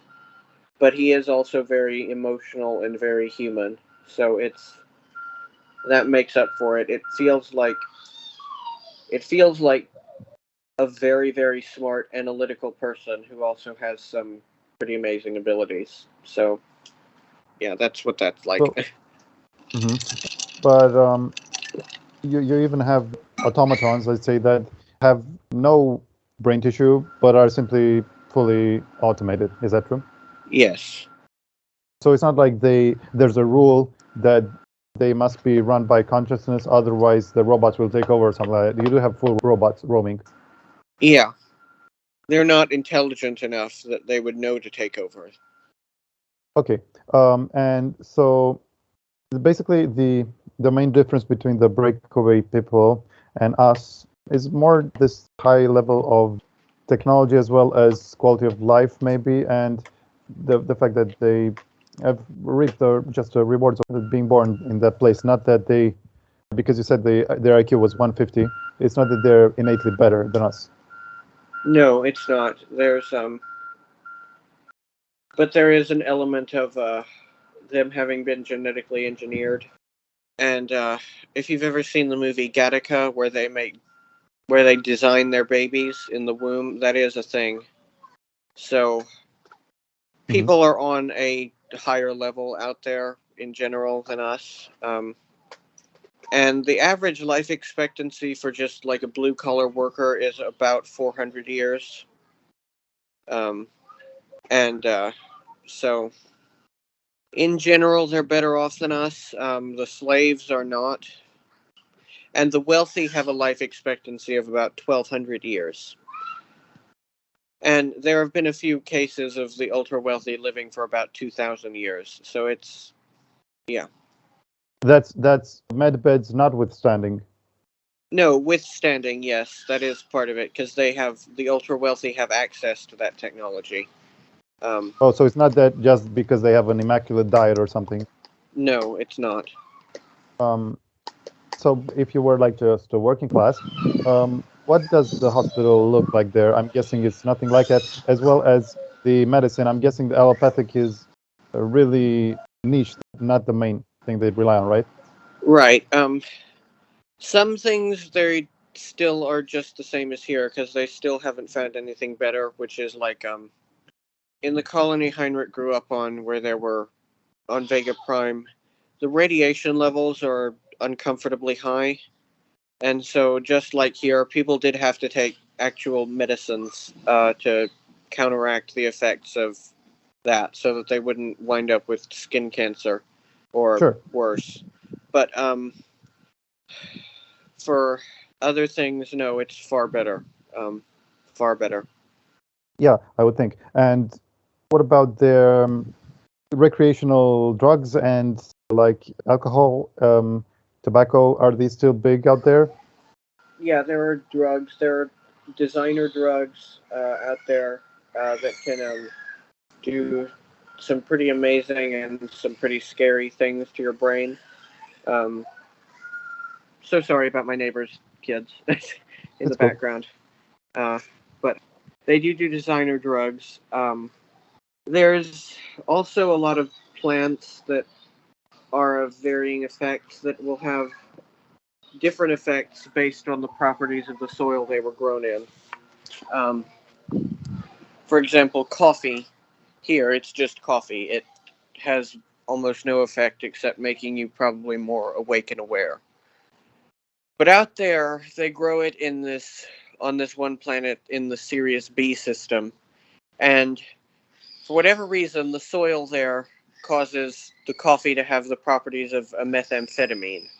So coffee grown there is a drug, a major drug, and it's pseudo-legal because it is also technically just coffee. So it's a gray area of legality to buy coffee grown there. I see. But they still imbibe alcohol a lot. Oh yeah, Different types. Yeah. yeah. There's this one whiskey out there from a planet called Corellia. Oh, I've talked about Corellia earlier, but Corellian whiskey I'm quite fond of. I wish we had it here. Do they like prize stuff that is imported from Earth because it's like the home world or something? Stuff that's imported from Earth, they don't know is imported from Earth because there is still that majority belief that Earth was destroyed, which I'm sure we'll talk about that more in detail probably. But yeah, things imported from Earth are quite expensive on the black market. Right, to the people in the know. Yeah. So, how many of the Breakaways colonists are vegetarian? And in general, would you say they're health conscious? I'd say they're health conscious. Very few are vegetarian, but they don't slaughter animals for meat. They grow it using stem cells. So the meat industry is not the monstrosity that it is here, where it's such horrible treatment of animals and all that. So meat out there is ethically sourced, let's say. But vegetarianism is very, very rare because it's humans. Most of us do need meat to some extent, or the nutrients found in meat. So. Yeah. So since you mentioned animals, do they also keep them as pets, and do they like respect animals in general? Yeah, they do. Both things. They do have pets. I had a rabbit at one point that was the size of a Labrador because it was on a lighter gravity planet. And yeah, they have pets, and they do respect animals a lot more than we do here because they've had telepaths who can interface with them who know they actually can get told by the animals what they need and what's wrong with them if they get sick and things like that. So that's how vets offices work. There actually is they have a telepath on staff, and you bring in your ailing pet, and this telepath will communicate with your pet, and they can tell you what's wrong and what you need to do. So they communicate like in pictures, maybe. Yeah, I think so. Mm-hmm. And so does that mean they don't have zoos out there? I believe they do, but they're far more humane. Right. What about parks? Oh yeah, parks are universal, pretty much. Really? That's not even just a human thing. A lot of people will have green spaces for recreation. That's a very normal thing. And some more lavish than others. Oh yeah, of course. What about amusement parks? Yeah, they do have amusement parks. That's generally the realm of the wealthy, but they do exist. I can remember one that's on this it's on either a moon or an asteroid that has been hollowed out, and it orbits this pink gas giant. Or it might also be a brown dwarf, come to think of it, because there are pink brown dwarfs. But either way, I can remember one of my alters splurging quite a lot and going on vacation there, and it was pretty cool. And speaking of splurging, do they have still casinos and gambling? I think so, yeah. But they're not that big. No, I don't think that their society is particularly accepting of that behavior. So it's not a very big deal, but there's always someone to cater to every vice. That's a universal thing. And I know you're not a sports guy, but they still made it out there, and they still are avid watchers, and I'm guessing they still worship their star athletes. Yeah, they do. They do. What are some sports that transitions over there? Football or soccer in America is quite a big deal. It's a huge deal, actually. And so is jousting made a comeback, funnily enough, out there. It made a huge comeback, and it's one of the most watched sports. And let's see, competitive gaming is a big deal. Damn. Yeah. Do they even have like esports that are interplanetary? I think so. I mean, surely they have internet that is interplanetary. Oh yeah, they do. That's Yeah. So, what about their music industries? What are the genres that they prefer out there? The main one, well, there's several, but one of the main ones is something. It's very similar to technopop here, but not quite the same. It's kind of hard to put into words because I've been unable to find an equivalent.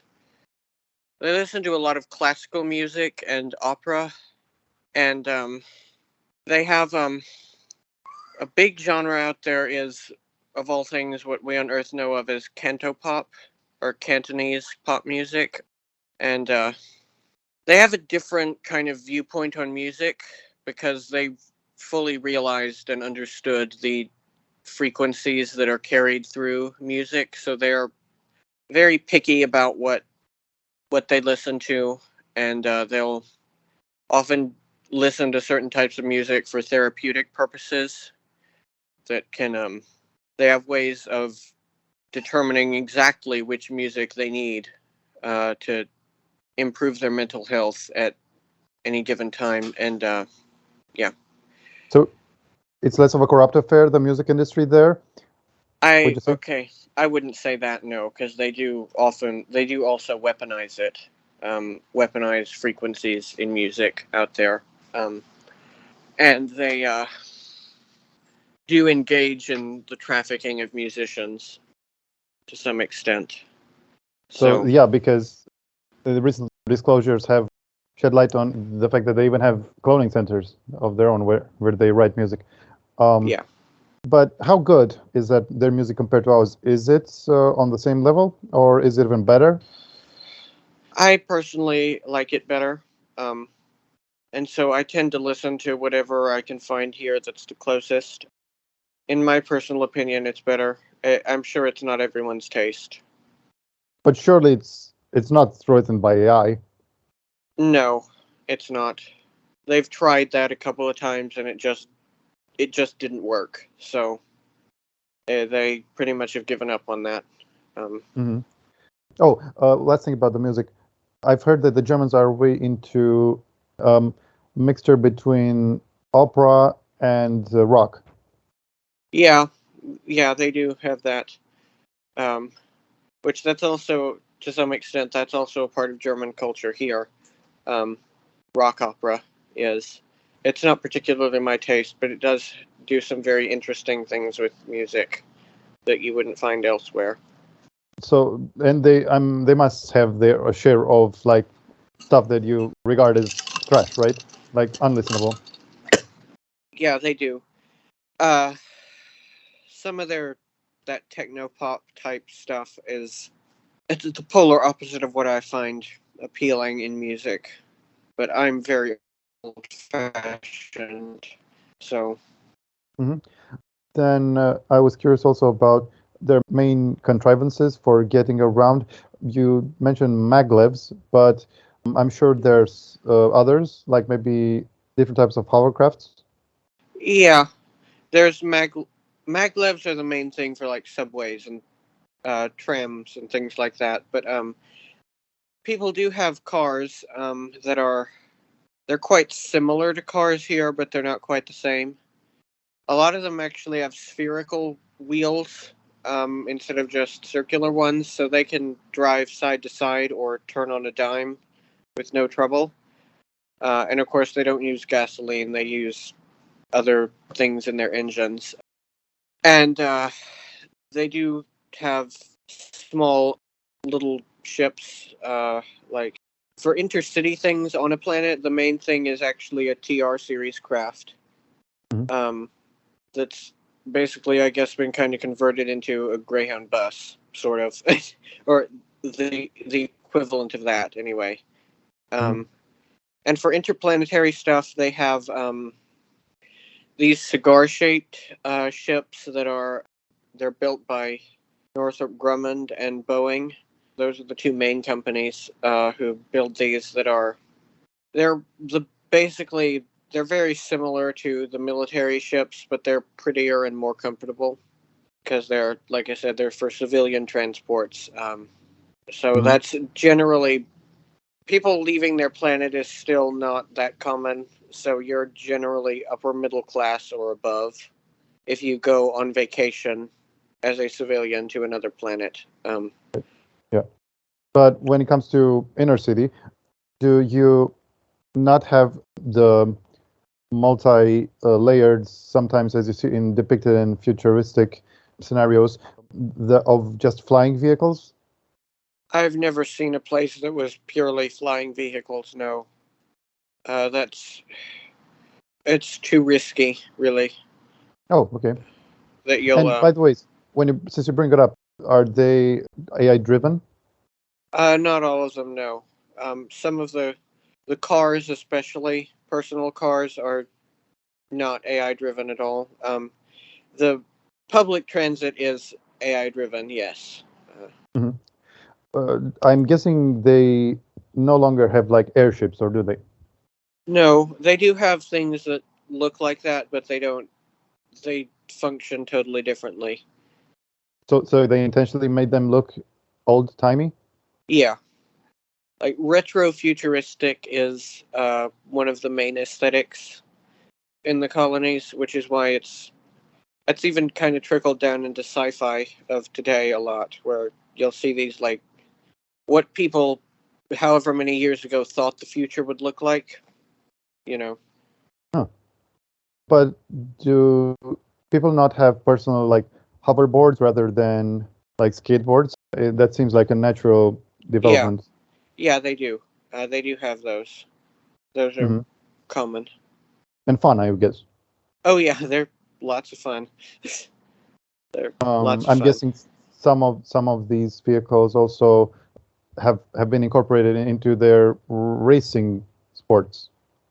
They have. There's a major race that is kind of their version of the Grand Prix. I think that's what it's called.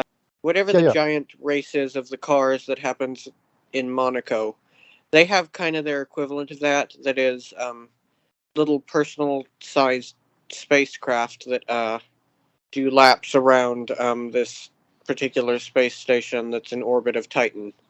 That's a major thing that a lot of people will watch. And yeah, they do have racing sports with vehicles. Yeah. And betting, I'm guessing. I'm sure.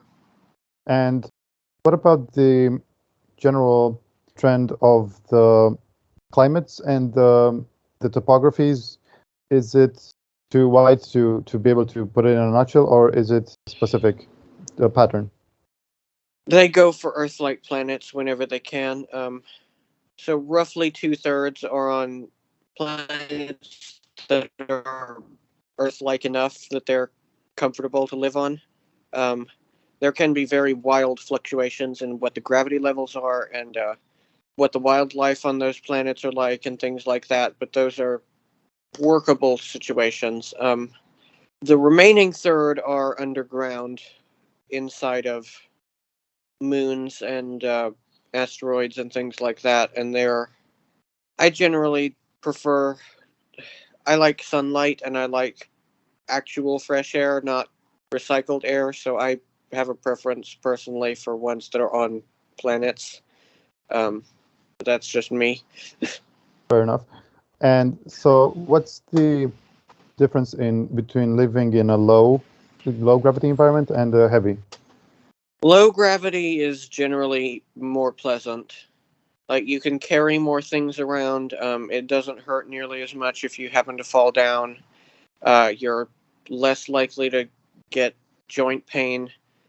It's generally more pleasant. Some of them where it's higher, it's quite oppressive, especially for like first generation people. By the second and definitely by the third, it's usually people have kind of adapted to it, so people who grow up in that don't even really notice. But if you're someone from somewhere else and you move there, it's going to be really rough. And it's I've remembered that pregnancies on heavier gravity planets are absolutely hellish. Like, not from personal experience, of course, but I have known women who moved to heavier gravity planets and became pregnant, and it was excruciating for them. So, Well, you said you have female authors, so it could have been you. well, yeah, I do. But they, as far as I know, well, no, actually, one of them has had a kid, but yeah, that's a different story. Okay. And so do they implant technology inside their bodies, or is there kind of a stigma around that? And how much of their lives is facilitated by like nanites and stuff, chips, stuff like that? It depends on the culture of the colony. Generally, it's acceptable to implant yourself, and it's quite useful. And like in a lot of places, people will have nanites that allow them to have telekinesis or enhanced strength, or ones that can download languages, so you can just instantly learn a language, and it's not even an issue. In some places, that's very heavily stigmatized, and they have a kind of a almost, or maybe not even almost, maybe actually a religious fervor about being unaltered Terrans. So it all depends. And what else can you learn other than languages? Can you like just learn universities worth Yeah. of information? Yeah. Yeah, that's doable. You'd probably have to undergo. You'd probably have to have several chips planted for that, and undergo several sessions of implanting, because it's, if you do it too much too fast, it'll like overwhelm your brain and you won't get anywhere. You know, Right. humans are gradual learners, to an extent. Mhm. So let's discuss how they organize their planets in terms of structure and like geopolitics. And do they still have republics or monarchies? Is their politics recognizable to us? They roughly follow. Well, they're a confederation, usually, of planets or of colonies. That's the usual system, and the centralized government takes a very hands-off approach. But what they usually do is they install a family to rule, so it's roughly a monarchy system. Planet by planet, it's usually roughly a monarchy of these various mafia families, you could quite easily call them. And yes, there have been cases of mafia turf wars and things like that happening. And the terminology is similar, like kings and dukes and Uh, princes? yeah, they usually call them Kaisers, and whatever the rest of that, the German terms for that would be. I can't remember, but usually it's a Kaiser, or in the Japanese colonies they have I believe the term is Kimigayo, which is a representative of the emperor. I believe that's what that term means. But the breakaways are all aware that the humans have extended to this degree. It's just that they have been brainwashed about Earth. Yeah. Right. So how much do these colonies like collaborate? Not that much. They do. There's generally a quota. Well, there is a quota by the central government that a certain number of people from every colony, or a percentage rather, and I think it's around about 80% of people have to do military service. So generally, they'll just make military service mandatory so that they won't have to go through the trouble of selecting people. And usually outside of military endeavors, they don't communicate or cooperate all that much. And people immigrate, of course. And it's generally easier to immigrate because you're technically under the same centralized government. It's just also not, you know. But the military is the main centralized feature of the Breakaway that ties them all together. And they also dictates kind of where they pick the specific, they eye these specific locations, and they, use people like you to negotiate Yes. deals for them. And the distribution, also I'm guessing they have clusters based on the specific program, right? Yes. And what is the proportion of, let's say, American and versus German and the rest of the world? Okay. Germans by far are number one, followed not somewhat closely by Americans.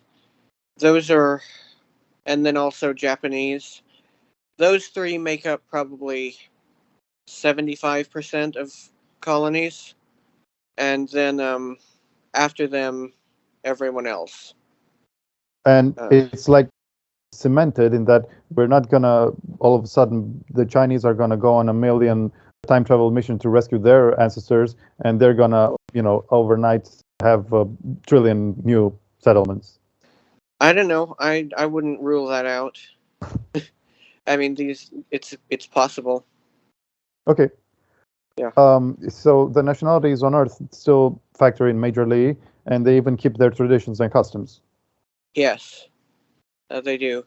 They don't keep their languages so much because English is the lingua franca. English and German are, in most places.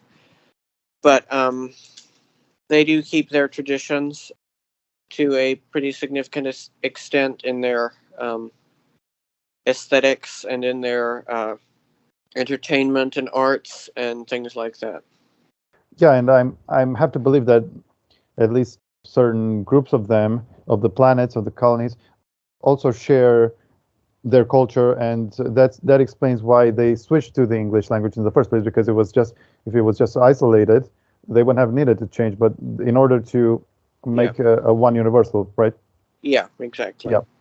So are there even, I'm sure there are, but new human races that have emerged, or is it mostly just these that we recognize? It's mostly us, but yeah, there have been cases where it's happened where they've for whatever reason they've decided to interbreed with the locals or with the indigenous of these planets in large numbers, where the majority by now looks quite different. Would it be even fair to characterize them like humans? They're human hybrids, so I think that they would still fall under the very broad category. Right on. So the family structure, is it also case by case? Like, do they have polygamous ones? Or also I heard that Jason Rice said that you have some families that involve 3 or 4 couples that just interchange between the... Yeah, that's common. Polygamy is the norm, except among the very poor, where they're still quite traditional in that sense. But lower middle class and up, people are generally polygamous, and marriage is not really much of a thing anymore, except for among the very poor and the very wealthy. They still do it. The very wealthy do it for political reasons, but it's generally not considered a necessary aspect of society anymore. And Interesting. there's a lot less risk in being polygamous, because with medical technology there is virtually no risk in STDs or unwanted pregnancies, so you can kind of just do what you want. But you still have lifelong loyalties. Oh yeah. And many colonies that are just one-on-one, not polygamous. Yeah, that's a thing. Still, people are hardwired, not even just humans. Sentient creatures are hardwired to find love and loyalty and things like that. So It's Yeah. yeah. So the relationship between Germans and the other nations, is it fair to say that is a little strained? Yeah, that's putting it mildly in most cases. They're working on they're improving now their relationships, and it is considerably better than it was even when I was a kid, like 15 or 20 years ago, but it's still not in great shape. That's because of their strictness, the Germans, right? They don't even allow the major military ranks to be anything but German, full German. Yeah. So, but you're saying they're starting to loosen lately.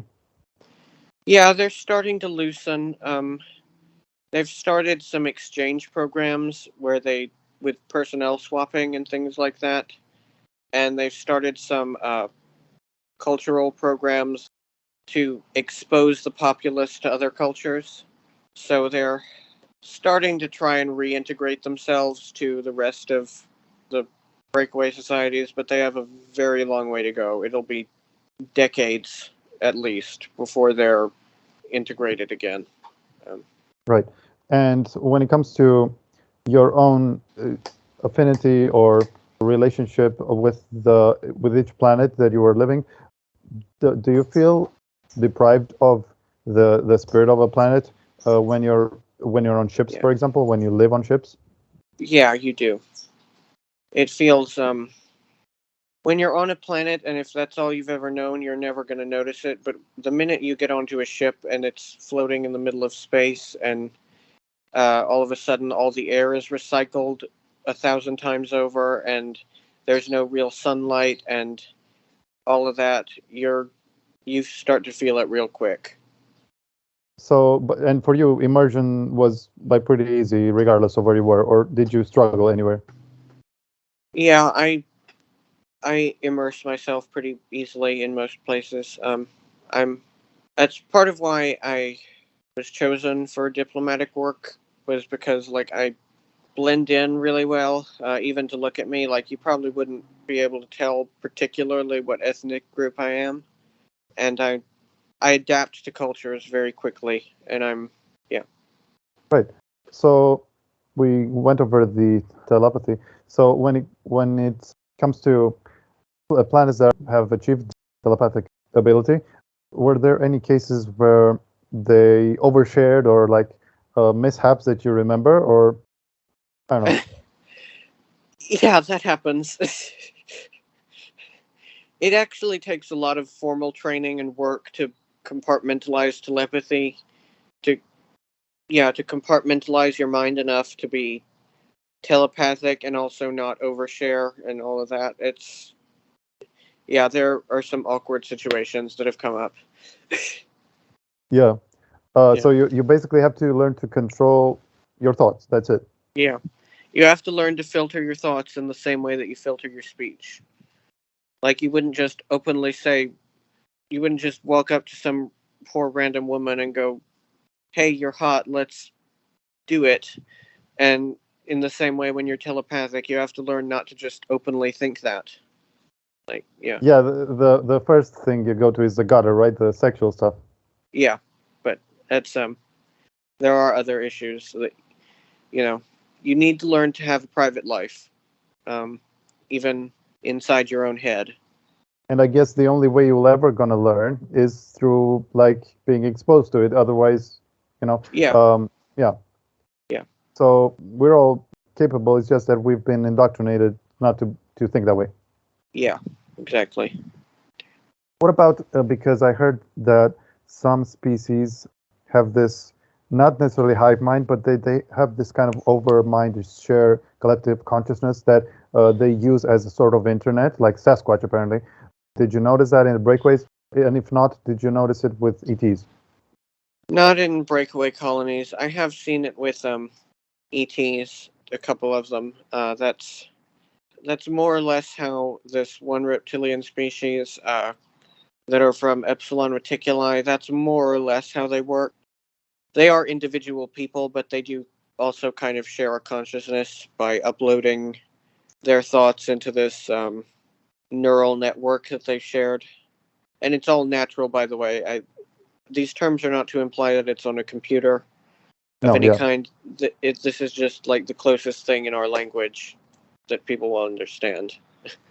So humanoids have it as well, which suggests that it's kind of enviable. I mean, wouldn't you say that you would like us to develop into that? Yeah, I wouldn't mind, honestly. It would make social relations so much easier, and people would probably fight a lot less, and it would, yeah, I think it would be good to have that degree of harmony, personally. Mm-hmm. I'm probably going to get some pushback for saying that, but, you know. Plus, like, you never even have to worry about being by yourself because you can always automatically access any one person. Yeah, exactly. So how do you believe that the Breakaway colonists would react to, like, seeing Earth for the first time? So what would they say? They would be like, wow, you look like us, but you're so far behind and you have so much to learn. It's that wide of a gap? Maybe not that wide of a gap, but it's not far off. Like, they would definitely see, it would definitely be pretty shocking to them, a lot of the things that we do. Okay. And are there whole colonies that are affluent? I think Centurion is, but Yeah. I'm guessing that also means that some that are really impoverished. Yeah, there are some that are really badly, terribly off, where there's this one mining slave colony that people get sent to as punishment, where it's tidally locked to a neutron star, so a lot of people there just get cancer and die, but the people who survive it and are still able to have kids have, like, mutated children, and there's multi-generational mutated families running around that have completely lost their consciousness, and they're just feral, and people live in squalor, and it's in some places it is really grim how things are. It's usually like mining and prison colonies, and things like that are not good at all. There are also some cyborg heavy dystopian landscapes as well, right? Yeah, there are. There's one that it's a small town on Mars, or underground on Mars, that is all cyborgs, and they're of minimal awareness. They only know enough about themselves to maintain their city to an extent, just enough so that it's still livable, and enough to reproduce. But otherwise, they're feral, and like I said, they're really quite dangerous. On the opposite end, you should also have what we would classify as, like, idyllic or utopia planets. Do you have any standouts in that regard? Like, that are both super affluent and not depraved, like Centurion allegedly is kind of, murky. I would say Typhon, which we've talked about on one of the Looking Glass episodes, is like that. It's not administered by any breakaway group, at least I don't think it is, but it's where there's thousands of species living there in pretty good harmony, and there's just general calm, and just a sense of peace, and even though it's very heavily populated and there's huge cities, it's still connected in with nature quite to a very big extent. So Typhon, I would say, stands out as, like, compared to here, it's basically heaven. Like, that's not even an exaggeration. Like, it is. Very nice. But I'm guessing the more middle of the road planets or colonies are targeted in a similar way to Earth, where they also during the night are abducted and mind wiped and altered and all these things, because otherwise they wouldn't be. I mean, it's impossible to believe that they're relying on Earth solely. Yeah. Oh, yeah. They do that in colonies, and it's just like here. There is a disclosure movement to expose it, that it's happening there, but yeah, which is I know. no doubt controlled as well. I'm sure. Yeah. But like I know it's happening. My son lives in one of these colonies, and he gets abducted at night, and all of that. And so, yeah. Wow. So, what's the proportion of open and friendly breakaway worlds versus hostile? I'd say most of them are they're pretty okay as far as openness and friendliness goes. German culture is very, and a lot of other cultures, but German culture especially is very focused on like hospitality and uh, things like that. So people are nice, or nice enough. When it comes to the government systems running them, it's usually hostile. Because, like I said, they're basically mafia families running these places in most cases. So they're not very friendly, usually. Some of them are, but not usually. So the overall level of corruption is somewhat akin to Earth's. It's just that it depends on the planet. Sometimes it's Yeah. completely dominated, sometimes not at all, almost. Yeah. In some places, it's a lot worse. Yeah. But how many of the breakaways societies are engaged in war? A lot. I'd say probably around 15 to 25% at any given time are in some sort of warfare. And the rest of them do contribute to that by supporting them with arms and with personnel. So in a way, I guess everyone is. But where colonies are either next to or in a conflict zone is 15 to 25% of them, I'd say. Do they also have civil wars? Yeah, they do. It's not common anymore, but it used to be really, really common. Just like the Martian one, that used to be for quite a while. That was the modus operandi. Was that they would just show up and annex a planet, and if the locals didn't comply immediately, then there was a civil war. Many of them, no doubt, are false flag and instigated by the draconians or other species, I'm guessing. I would imagine, yeah. Have you seen any invasion scenarios on other planets, or maybe major false flags like that of the type that IDARF did? I mean, assisted in. If they were false flags, they didn't tell me. But I have seen invasion scenarios happen. Whether they were real or not, who knows? But if the populace believes that they're being invaded and that they're fighting off their invaders, then you might as well just call it an invasion, really. So Sure enough. yeah. But so the draconians, how would you say is the main way in which they have the upper hand over humans? I'm guessing it's simply a matter of numbers, right, and infrastructure. Yeah. Well, and intelligence, because they have a blue-collar working-class drone. Draco has an IQ that's somewhere in the 400s. The ones who are running the government are double that. Like, they think at a level that we probably can't even comprehend easily. So it's like, yeah, that's kind of a lot to overcome. And they're quick too, or is it that they have slow, methodical thoughts? They think very fast, usually faster than we can even keep track of. It takes a lot of training to be able to do that. I can more or less manage it because I have had the training, but even I struggle with it. So, regardless of the layer of the caste system, they outsmart and outpower us. Yeah. Yeah. So, what about how small do sentient creatures get, and how large? And is there a correlation in intelligence, or can you be really smart if you're really small? You can be really smart if you're really small. Like there are fairy-like things. They're quite similar to fairies. And those are found on several of the jungle planets, and they're quite intelligent. The smallest one I've seen of them that was a full-grown adult was around 2.5 or 3 inches tall. So about the size of a mouse, I guess.